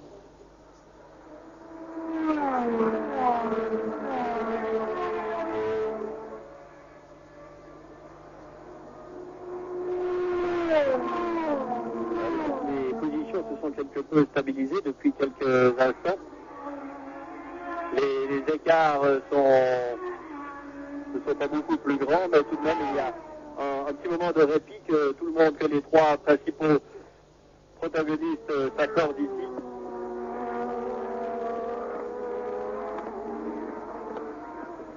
Et pour René Arnoux se battre face à en Italie, cela est sans doute une charge énorme et René Arnoux est en train de prouver, mais cela n'était pas nécessaire, qu'il a vraiment le niveau, le talent d'un très grand champion. Il y a beaucoup de personnalités ici présentes ici à Imola.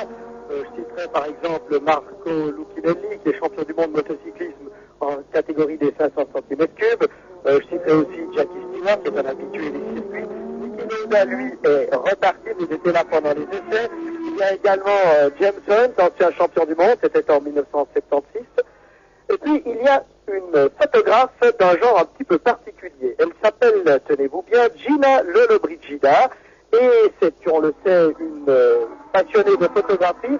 Elle a estimé que la Formule 1 était un sujet tout trouvé, et elle est là, et je peux vous dire qu'elle est au moins autant photographiée que les pilotes. Et cela dit, je précise encore qu'elle m'a gentiment confié que c'était son deuxième Grand Prix, il y a de cela quelques années. Elle avait déjà été à Monza. En tout cas, je pense qu'elle ne doit pas regretter le déplacement en ce moment.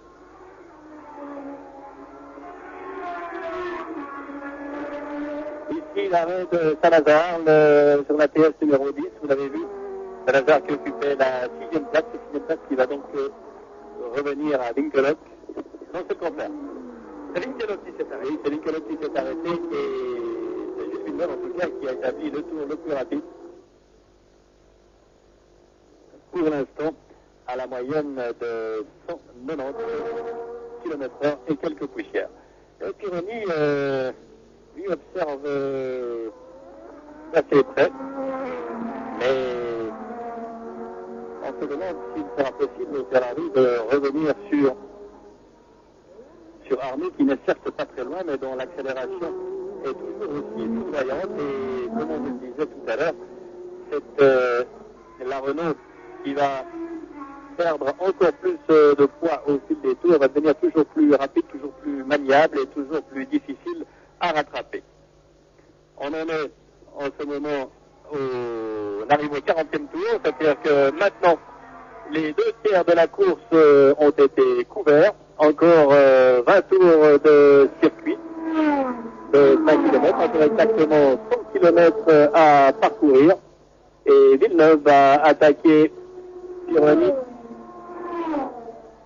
Il aime bien attaquer ici, Villeneuve.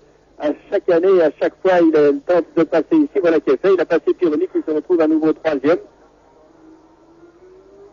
Je pense qu'à quelques kilomètres d'ici, dans un petit village, enfin, dans une petite ville qui s'appelle Modène et qui est peut-être la mecque de l'automobile, du sport automobile pour beaucoup. C'est un vieux monsieur de 84 ans qui est assis devant son poste de télévision et qui doit frémir en voyant ces images. Ce vieux monsieur s'appelle Enzo Ferrari. Il doit être un peu rassuré en voyant ce spectacle. Il doit se dire que c'est plutôt lui qui est dans le vrai, que ceux dont les magouilles et les tricheries n'ont des buts à peine avouables, qui sont des buts financiers avant tout. Mais cela serait bien de se méfier car les commanditaires, les sponsors, autrement dit, dont certains ont exigé, par exemple, le sponsor de McLaren a exigé que McLaren se présente à Imola. McLaren ne s'est pas présenté, à rester du côté, à opter pour le boycottage. Eh bien, il se pourrait que McLaren se soit mis en rupture de contrat. Et alors là, je crois qu'on ne leur demandera plus de venir, mais ils n'auront plus les moyens de développer leur voiture. On n'en est pas encore là. Et une fois encore, je crois que tout devrait trouver une solution à Casablanca la semaine prochaine, à la réunion plénière mondiale de la FIA. Mais là, certainement, il y aura un vainqueur et un vaincu. Je ne crois pas, à la vue du spectacle que nous avons maintenant, qu'il n'y ait que des vaincus, que ce soit toute la Formule 1 qui se retrouve KO dans cette histoire. Je ne crois pas, car sur la piste, à chaque fois, et aujourd'hui peut-être plus que jamais, les pilotes nous démontrent que c'est encore le Sandri, mais ici Pironi est attardé tout à coup, je n'ai plus vu Pironi. Il vient de concéder un terrain considérable. On va s'inquiéter du sort du pilote français. Ah, le voilà. Oui, mais il a tout de même concédé une petite centaine de mètres, en tout cas. Et Gilles Villeneuve, lui, peut-être Pironi n'est plus très légèrement le pied pour une raison de pneumatique peut-être. En tout cas, selon lui, il est tout à fait impossible d'en savoir la cause dès maintenant. Oui, on sait que pendant les essais, les Ferrari ont connu différents problèmes de pneumatique, et tout particulièrement avec le pneu arrière droit, qui avait une tendance à s'user beaucoup trop rapidement. C'était cependant à ce moment-là des pneus dits de qualification, c'est-à-dire des pneus avec une gomme très tendre qui étaient utilisés, et ça expliquait, avec ce genre de pneus, on fait 3 à 4 tours, 5 au maximum, et après ils sont déjà usés, seulement ils procurent une très très bonne adhérence, donc une très bonne motricité, que ce soit en freinage ou en accélération. Alors est-ce que, parce que là, le rythme est quand même extrêmement élevé, est-ce que des problèmes de pneumatique se posent sur les Ferrari? C'est une hypothèse qui n'est pas entièrement à exclure. Enfin, ces Ferrari qui se livrent un duel sur le circuit Dino Ferrari, il faut le dire, c'est quelque chose presque de mythique.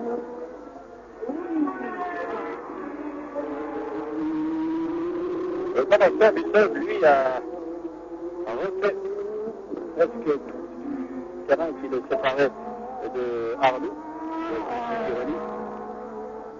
Pironi, qui l'an dernier avait mené ce Grand Prix de Saint-Marin durant presque la moitié de la course avant d'être irrémédiablement doublé par Piquet qui s'était imposé.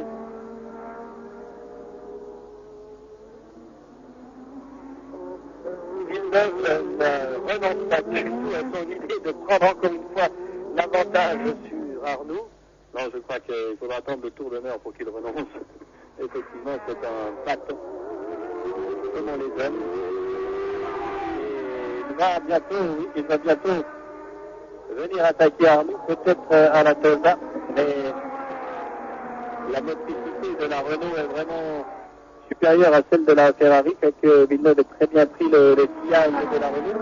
Et il y a tout de même une dizaine de mètres qui séparent les deux voitures. Cela est peut-être trop pour pouvoir bénéficier pleinement de l'aspiration. Oui, ce n'est pas ici qu'il va attaquer. Je vous dis que le long du circuit, le public est absolument emballé, enthousiasmé.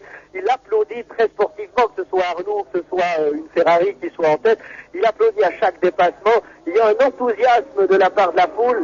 C'est absolument fantastique et ça nous réconcilie vraiment avec la Formule 1. Quel spectacle, c'est merveilleux. C'est pour vous dire à quel point le public de cette région des Midi apprécie et aime le sport automobile. On dira que c'est Pironi qui me le disait hier.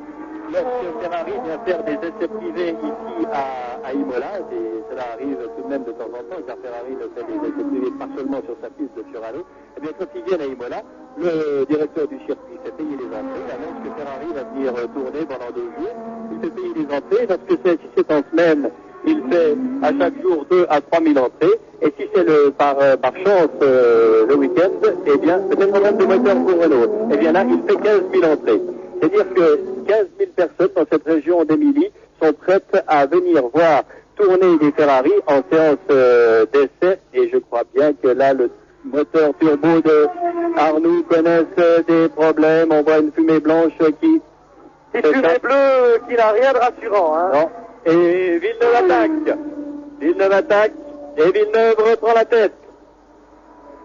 Villeneuve reprend la tête. Alors que c'est un essai d'Arnoux. Son moteur prend feu. Et voilà Pironi qui va le passer à son tour. Vous entendez le public qui, évidemment, est content de voir une Ferrari prendre la tête. Mais je crois qu'il faut être très reconnaissant sur cette image saisissante de la voiture de René Arnoux qui prend feu. Il faut être très reconnaissant à René Arnoux pour le spectacle fantastique qu'il nous a donné aujourd'hui. René Arnoux dans cette lutte qu'il a livrée à Ferrari, aux deux Ferrari de Villeneuve et Pironi, a été tout simplement impérial, et je crois qu'on se rappellera longtemps encore, même s'il doit être extrêmement déçu, Arnoux. Je crois qu'on parlera longtemps encore de cette dragée haute qu'il a tenue au... C'est une déception terrible, je pense, pour René, parce que d'abord, il a eu malchance ces derniers temps, il est souvent très fort dans les essais, et il connaît des problèmes en course. Alors, ça doit être une très très grande déception. Mais maintenant, la question qui se pose, c'est devant une Ferrari contre une autre Ferrari, est-ce que Villeneuve et Pironi vont continuer à se bagarrer entre eux, ou est-ce qu'ils vont recevoir l'ordre de maintenir les positions? Ça, on va tâcher de le savoir, et on le saura certainement assez vite. Je pense que, selon toute vraisemblance, on va demander aux pilotes d'arrêter de jouer au chat et à la souris, aux gendarmes et aux voleurs. Mais surtout que c'est Villeneuve qui est devant. Parce que Pironi, si c'est Pironi qui était devant, on pourrait imaginer que Villeneuve l'attaquerait. Mais Pironi, qui est un garçon, je dirais, très intelligent, très calculateur, va certainement se contenter de se maintenir à la deuxième place. Encore que pour le moment, il soit très près de Villeneuve. Hein. Il est juste dans son sillage. Ah oui, je crois que... Et puis, il ne fera pas de cadeau quand même. Il n'y a pas de raison qu'il en fasse. Et... on peut déjà songer à un éventuel doublé de Ferrari. Eh bien, il y a le dernier doublé remonte à l'an dernier au Brésil, lorsque les deux Williams, de Rockeman et de Jones, avaient terminé respectivement première et deuxième. Et le dernier doublé de Ferrari, c'était en Italie aussi, mais à Monza en 1979, lorsque Scheckter s'était imposé devant Villeneuve. Scheckter, qui, se dit en passant, est présent lui aussi à Imola. Il était hier en tout cas lors des essais.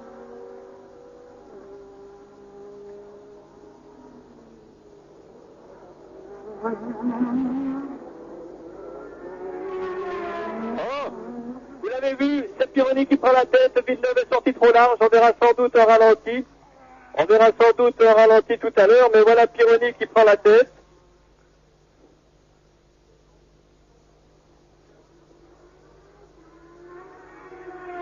Alors, nous sommes au 45e tour, encore 15 tours à couvrir, et voilà le ralenti. Alors on voit le ralenti du moment où René Arnoux explose son turbo, moteur turbo cassé pour Arnoux.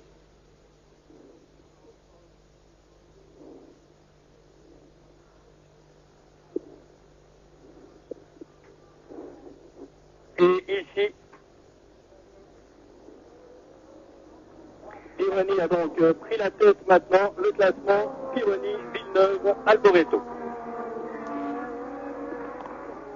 Et la course n'est pas finie, on peut imaginer que Villeneuve reviendra peut-être sur tout est possible, bien sûr.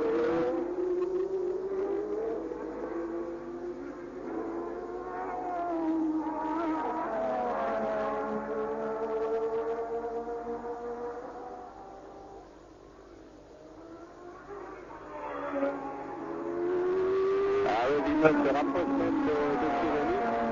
Je vais essayer de voir au prochain passage quel genre de panneau on montre au pilote de Ferrari, et Roland Christen viendra nous le confirmer tout à l'heure puisqu'il est parti aux informations au stand de Ferrari. Alors, Pironi en tête de cette course. Et ici, un concurrent qui va doubler, ce sera Jarier, je pense. Oui, c'est Jarier. Alors, apparemment, on n'a pas montré de panneau demandant aux de ne pas se gêner, de ne pas de maintenir les positions. C'est-à-dire que toute l'attitude l'aurait permise maintenant. Et effectivement, Gilles Villeneuve, connaissant son tempérament, eh bien, je doute qu'il, même s'il s'agit de son coéquipier, et finalement, cela reste tout à fait dans l'esprit de la course, je doute que Gilles Villeneuve s'en vienne. Voilà, on a revu le ralenti du moment où Villeneuve est sorti trop large, et qui a permis à Pironi de le passer au virage de l'Aqua Minerale. Nous sommes dans le 48e tour, encore 12 tours à couvrir dans ce Grand Prix qui aura été passionnant du début à la fin, avec 14 voitures au départ et une lutte sans merci entre les Renault et les Ferrari.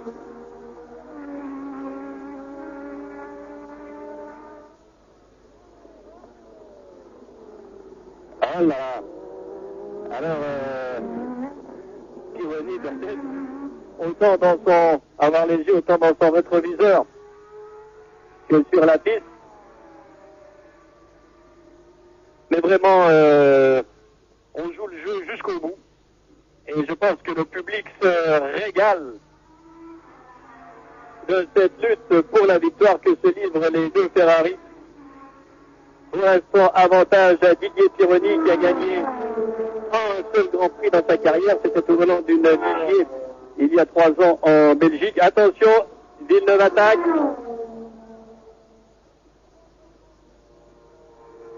Ah, ils vont quand même pas se sortir. Non. Mais attention, on a tout de même à ne pas trop jouer avec le feu. Je crois que Villeneuve va reprendre le commandement. Oui, voilà qui est fait, mais il a mis 2 roues dans l'air. Alors Villeneuve reprend la tête.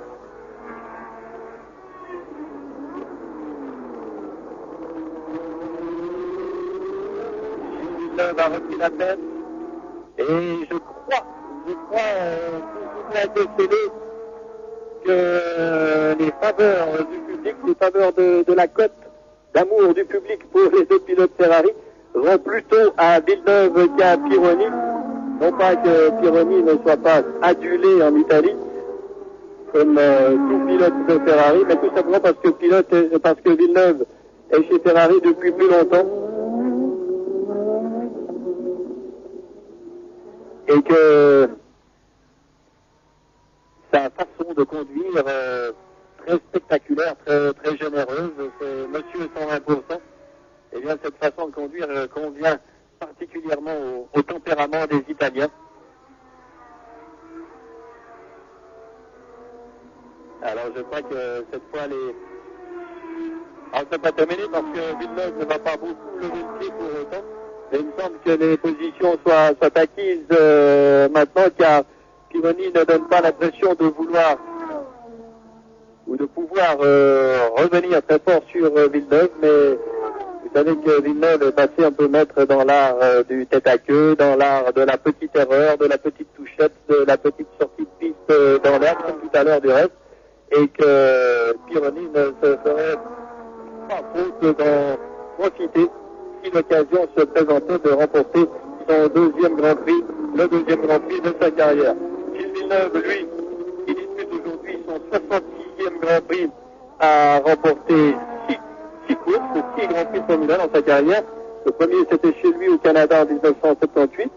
Puis en 1979, il s'était imposé 3 fois. Aux États-Unis, à Long Beach et à Watkins Glen aux États-Unis également. Et puis en 81, l'an dernier, première victoire européenne. Première victoire européenne à Monaco, suivie 15 jours après de la victoire en Espagne. Depuis lors, plus de victoires de Ferrari, plus de victoires pour Villeneuve.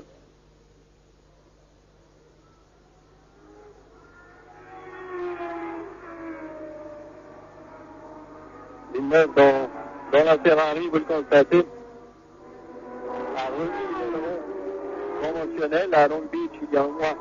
Les deux Ferrari étaient venus plein rond, légèrement décalé, mais pas trop réglementaire, qui avait valu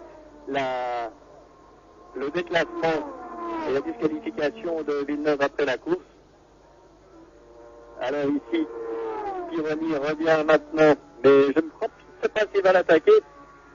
Roland, je pense que vous arrivez des stands Ferrari, alors est-ce que on vous a informé au sujet de la politique de course? Oui, j'ai demandé à Piccinini s'il allait donner des ordres. Ah, c'est pilote et il a dit la seule chose qu'on peut faire, c'est donner des ordres de bon sens. Mais imposer un classement dans les circonstances actuelles, c'est absolument impossible. Il faut seulement espérer, dit-il, que le bon sens l'emportera. Et je crois que c'est effectivement ce qu'il faut faire. Villeneuve devant Pironi, disons la fougue de Villeneuve et le côté caractère calme et réfléchi de Pironi, ça me paraît la situation du bon. Il semble aussi, et surtout que je ne pense pas que Ferrari dispose d'un panneau sur lequel il est écrit un peu de bon sens, messieurs, s'il vous plaît. Je ne pense pas que c'est un panneau, je ne l'ai jamais vu en tout cas. Le seul panneau qu'on voit chez Ferrari maintenant, c'est Gilles 1, Pironi 2 à 3 dixièmes de seconde et Alboreto 3, c'est écrit Albo à 38 secondes. C'est la seule chose qui est actuellement affichée chez Ferrari et c'est la seule chose qu'on montre à ces voitures lorsqu'elles passent comme maintenant devant les stands. Petit détail encore d'abandon, ou plutôt d'ennui pour Winkelhock. Il a eu des problèmes d'allumage, on lui a changé les bougies, il est reparti. Le voilà d'ailleurs Winkelhock, maintenant attardé. Et selon le pointage, je crois qu'il devrait être un sixième. Saint-Lazare est en cinquième. Ah, Pironi? Non. On a cru qu'il allait vouloir bénéficier et profiter du dépassement pour reprendre le commandement de la course. Ah, Pironi s'est bien rapproché de Villeneuve maintenant. Il y a quelque chose où je pensais que tout n'est pas terminé et que peut-être dans le dernier tour, on aura droit à un spectacle supplémentaire en espérant bien entendu que les deux pilotes qui s'en donnent à cœur joie ne vont pas s'entre-éliminer. Ce qui serait regrettable. Et là, on pourrait les accuser d'un peu de légèreté, d'avoir trop fait joujou. Et peut-être aussi la direction de Ferrari pour ne pas avoir imposé le maintien des positions. On n'en est pas là. Et les Ferrari semblent très bien partis pour le doubler. Mais si Pironi reste comme ça très près dans les roues de Villeneuve, il risque de pousser sur le Canadien à la faute. Et c'est Alboreto que l'on vient de voir passer, suivi d'une... Voici Alboreto, on va le chercher. Alboreto, le troisième de la course. Alors, est-ce que Kevin sera enfin satisfait? Non, je ne pense pas. Je pense qu'il va, selon son habitude, proposer une réclamation supplémentaire qui sera très probablement repoussée. Et Pironi prend la tête. Pironi en tête. Alors, le bon sens est oublié. Le bon sens pourrait nous dire Pironi avec son ironie habituelle. Le bon sens, c'est le sens de la piste. C'est le seul qu'ils connaissent. Mais franchement, quand je vois ces images, je ne peux pas m'empêcher de penser, est-ce qu'ils jouent ensemble? Vraiment, on se dit, est-ce que, je ne peux pas imaginer ce soit avant, mais est-ce qu'ils ne font pas un petit numéro quand même pour faire bouger? C'est tellement incroyable, c'est tellement fantastique que ça dépasse les mesures de l'entendement. Je dirais que ça dépasse le bon sens. Je pourrais peut-être en parler à M. Piccinini chez Ferrari pour lui demander un peu plus de détails quant à cette notion de bon sens. En ce moment, c'est surtout la notion de la bonne trajectoire qui prédomine. Et n'oublions pas que tout ceci se joue à 190 km/h de moyenne au volant de ces bolides, de ces monstres de 560 chevaux. Et que le fait de pouvoir s'amuser, entre guillemets, nécessite et implique obligatoirement une maîtrise de cette puissance absolument incroyable. Alors il va rester maintenant 5 tours, je crois. 6 tours. Voilà, on voit d'ailleurs les stands qui montraient ça voulait dire Ligier, qui revient en tête. Je crois que c'était le stand Tyrrell, on voyait Alboreto 38 secondes, Slow, ça voulait dire Alboreto ne force pas, finit. Et c'est un remarquable résultat pour ce jeune Michele Alboreto, qui est, je pense, dans la vague de jeunes pilotes italiens, le plus doué en ce moment, présent en Formule 1. C'est en tout cas un pilote dont on aura certainement l'occasion de reparler. Il faut surtout souhaiter qu'on ait aussi très souvent l'occasion de le voir en Formule 1. Il était déjà en Formule 3 et en Formule 2. L'an dernier, il pilotait une Minardi avec un moteur Ferrari, si je ne me trompe pas, mais un moteur Ferrari, non pas Ferrari, qui est fait par un artisan italien qui n'a rien à voir avec le génial, brillant constructeur de modèles. Et maintenant, cette saison est entièrement axée sur la Formule 1 et sur les courses d'endurance dans le cadre du championnat du monde des marques, où il pilote une Lancia Turbo. Alors Pironi toujours en tête, et cela justifie en ce moment pleinement les prédictions d'un mage qui a annoncé, et la presse italienne s'en est fait l'écho par les titres énormes, puisqu'il a annoncé jeudi la victoire de Pironi dans ce Grand Prix de Saint-Marin. Et bien pour l'instant, il a raison. Espérons pour lui que la suite ne l'apportera pas de démenti, et surtout espérons-le pour Pironi, sans que nous ayons de préférence particulière pour Pironi ou Villeneuve. Les deux sont des pilotes éminemment agréables, sympathiques, disponibles envers les journalistes et envers le public aussi. Et il est vrai que s'il fallait choisir, comme aucun premier pilote n'a été annoncé chez Ferrari, je crois que même le commentateur lui-même aurait de la peine à préférer Pironi à Villeneuve ou Villeneuve à Pironi. Vous êtes sûr pour l'instant, c'est Pironi qui est en tête.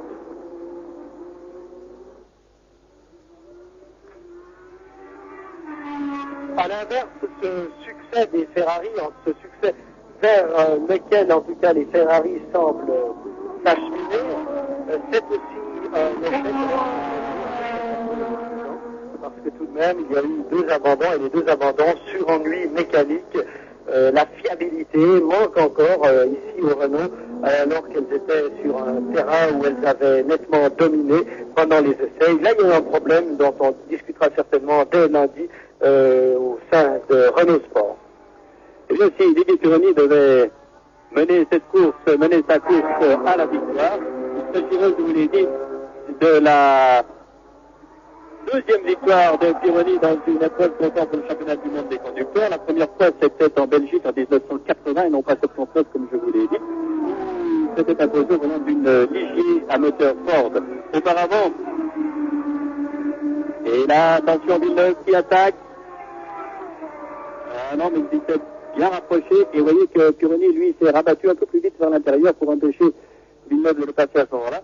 Auparavant, Pironi a commencé sa carrière en Formule 1 chez Tyrrell, dont il a défendu les couleurs en 1978 et 1979, en 80 il était chez Ford, et puis à partir de l'an dernier chez Ferrari, pour ce pilote il a eu 30 ans le 26 mars dernier, et qui, à ce jour, a disputé 64 Grands Prix.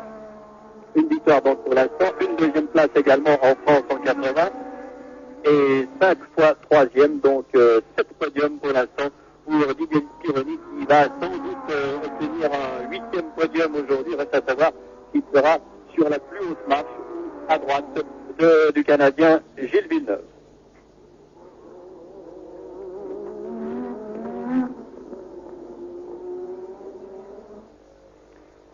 Voilà que Villeneuve recommet une petite erreur.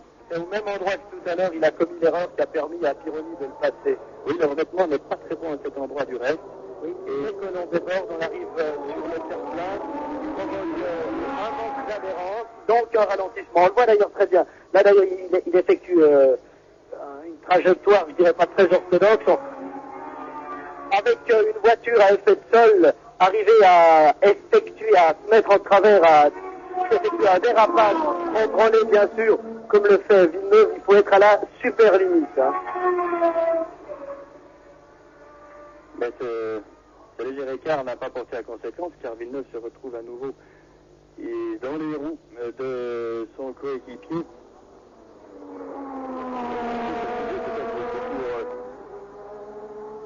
La petite histoire, peut-être pour éviter que l'on fasse état de grandes histoires, car parfois on imagine toujours que ces gens n'ont que des contacts très distants, mais il faut préciser que Pironi et Villeneuve sont, dans le civil, je dirais, les meilleurs copains du monde. Et oui, d'ailleurs, ils se connaissent effectivement très bien, ils font beaucoup d'essais ensemble, ce qui explique qu'ils peuvent jouer ainsi au chat et la souris, parce que chacun connaît les défauts et les qualités de l'autre, donc ils se connaissent tellement bien que bien que ça se passe à très haute vitesse, ils ne prennent pas des risques inconsidérés comme on pourrait l'imaginer à première vue. La 28 devant la 27. Pironi devant Villeneuve. Et les drapeaux Ferrari sont agités partout, comme depuis le début déjà, mais maintenant encore bien davantage.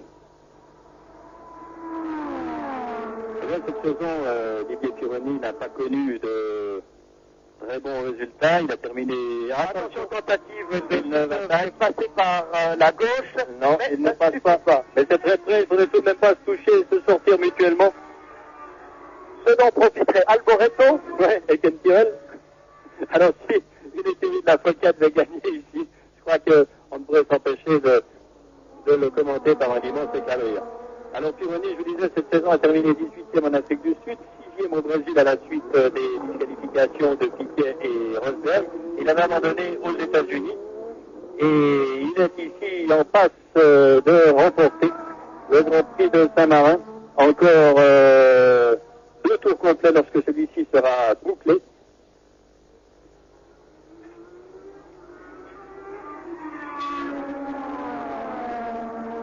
Alboreto, il faut le mentionner, Alboreto a 2/3 de tour de retard, ce qui est très peu compte tenu du fait que Alboreto dispose d'une Tyrrell qui fait le poids, qui fait les 580 kg et qui est mue par un moteur atmosphérique Cosworth. Et Alboreto a en partie compensé l'insuffisance, non pas l'insuffisance, mais le handicap technique au niveau de la performance, par sa virtuosité qui est certaine et qui a vraiment retenu l'attention de tout le monde ici. Alors on arrive de nouveau aux abords du célèbre virage de la Tosa et je crois que Gilles va essayer de partir à l'intérieur. Oui, voilà qui est fait et il y parvient, oui. Alors cette fois Gilles prend la tête, Villeneuve, ils sont coude à coude, mais Villeneuve a pris l'avantage. Alors, dans l'avant-dernier tour, Villeneuve prend l'avantage de ce Grand Prix de Saint-Marin. Alors cette fois, je ne crois pas, j'imagine assez mal que Pironi essaye de jouer à qui tout double. Il préférera être deuxième que sur le bas-côté. Mais je pense que rien n'était, là, il ne s'avoue pas vaincu encore. Rien n'était exclu parce que quand on a vu ce départ de Grand Prix avec 14 voitures, on n'imaginait pas a priori qu'il soit vraiment passionnant. Or, il est passionnant et tout est possible, on peut tout imaginer.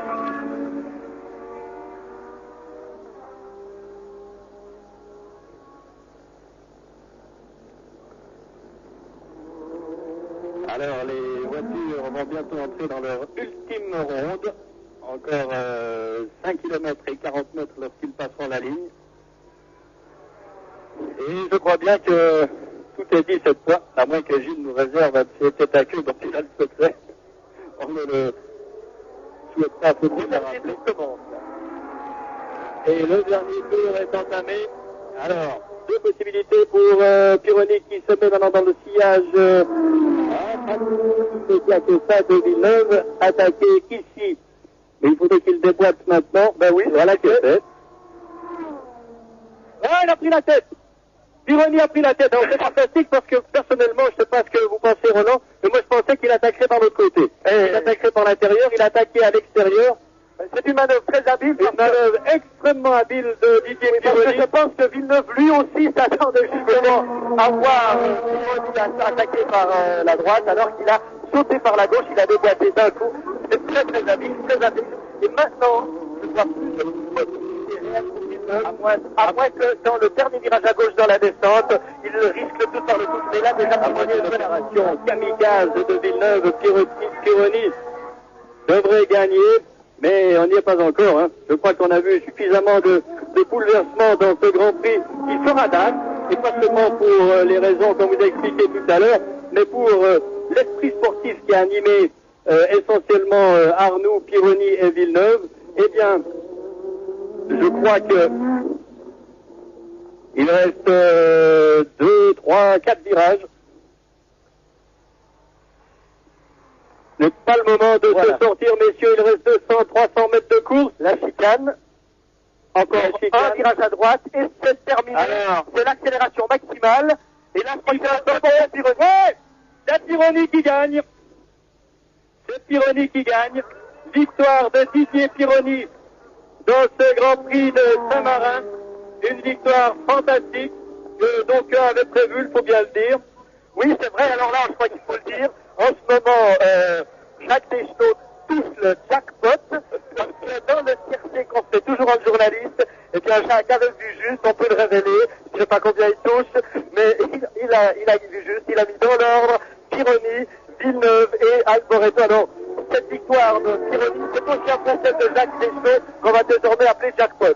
Oui, notez que c'est avant tout la leur, hein, parce que mais cette victoire de Didier Pironi, la deuxième de sa carrière, sanctionne vraiment et met fin à une période de grande malchance qu'a connue Pironi, il faut le relever, l'an dernier surtout, grande malchance de Pironi, et maintenant, vous voyez qu'il est très marqué. On se rappelle, et si vous aviez suivi le sous la loupe que nous avions fait avec Didier Pironi l'automne dernier, que Didier a dû perdre 4 à 5 kilos pendant cette 1h40 de course. Un Didier qui sans doute est très éprouvé physiquement. Et on dira aussi que le rythme cardiaque de Pironi, puisque lui s'était prêté à cette expérience que nous avions refaite avec lui, eh bien son rythme cardiaque a dû osciller entre 170 et 180 pulsations minutes pendant les 2 heures ou presque de la course. C'est-à-dire que physiquement, Pironi, comme les autres pilotes du reste, a réussi un exploit sportif d'une très très grande valeur médicale aussi, puisque par exemple au moment des freinages ou dans les grandes courbes, la déportance peut atteindre les 3G, c'est-à-dire que le corps de Pironi pèse 3 fois son poids. Et bien hier soir, on ne le cachera pas, en mangeant avec Didier Pironi hier soir, nous lui avons dit et que nous espérions bien entendu que le mage ne s'était pas trompé. Et c'est tant mieux pour ce très sympathique et remporter de superbe façon le Grand Prix de Saint-Marin, ici sur le circuit d'Imola. Et une fois encore, on n'a même pas le sentiment d'être frustré car il y avait 14 voitures au départ seulement.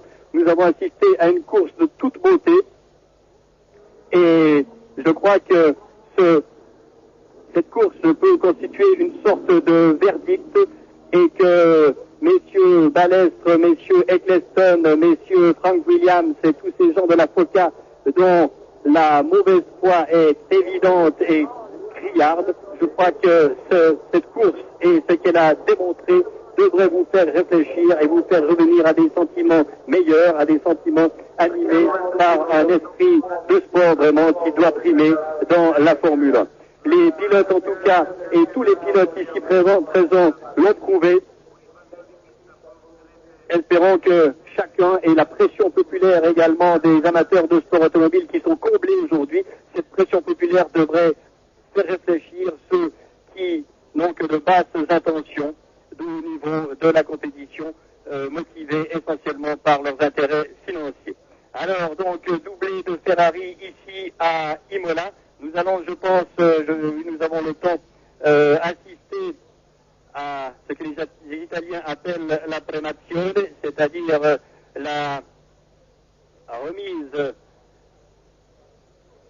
des récompenses à Pironi et à Villeneuve, mais je souhaiterais personnellement revoir le moment dans le dernier tour où Pironi a porté l'estocade définitive à Villeneuve, et je vous jure que pour se maîtriser, Ferrari, Gilles, Pironi, vous voyez que 3 noms, un seul combat, eh bien je crois que pour réussir la manœuvre que Pironi a réussi dans le dernier tour, eh bien il faut une maîtrise, une lucidité vraiment hors du commun. Eh bien, le drapeau de Ferrari va flotter très haut. Voici la tribune d'honneur où l'on reconnaît le Tessinois Aleardo Bucci, légèrement de profil, en discussion avec les officiels. Lui qui est peut-être dans une certaine mesure celui qui apporte et qui tente à trouver le plus de solutions raisonnables à tout ce qui secoue actuellement la Formule 1. Et je crois qu'à quelques kilomètres de là, ici la voiture de Warwick, à quelques kilomètres de là, à Maranello, ce vieillard de 84 ans, qui est Enzo Ferrari, doit vivre peut-être un des moments les plus poignants de sa carrière, car vraiment, le spectacle que ces deux pilotes lui ont proposé, nous ont proposé, vous ont proposé, justifie de tous les sacrifices qu'il a sans doute consentis dans cette vie qu'il a entièrement vouée au sport automobile. Et voilà les 3 premiers. Alors, Didier Pironi avec la combinaison rouge, derrière lui Alboreto, Gilles Villeneuve n'est pas là. Je ne vois pas Gilles, mais croyez bien que ce n'est pas à la suite d'une déception que Gilles n'est pas monté sur la voiture. Peut-être n'a-t-il pas pu terminer son tour d'honneur, je ne l'ai pas vu. Ou alors on va le retrouver sur le podium. Et l'interview maintenant du vainqueur, je pense, de Didier Pironi. Comme nous avons le temps, nous allons essayer de l'entendre.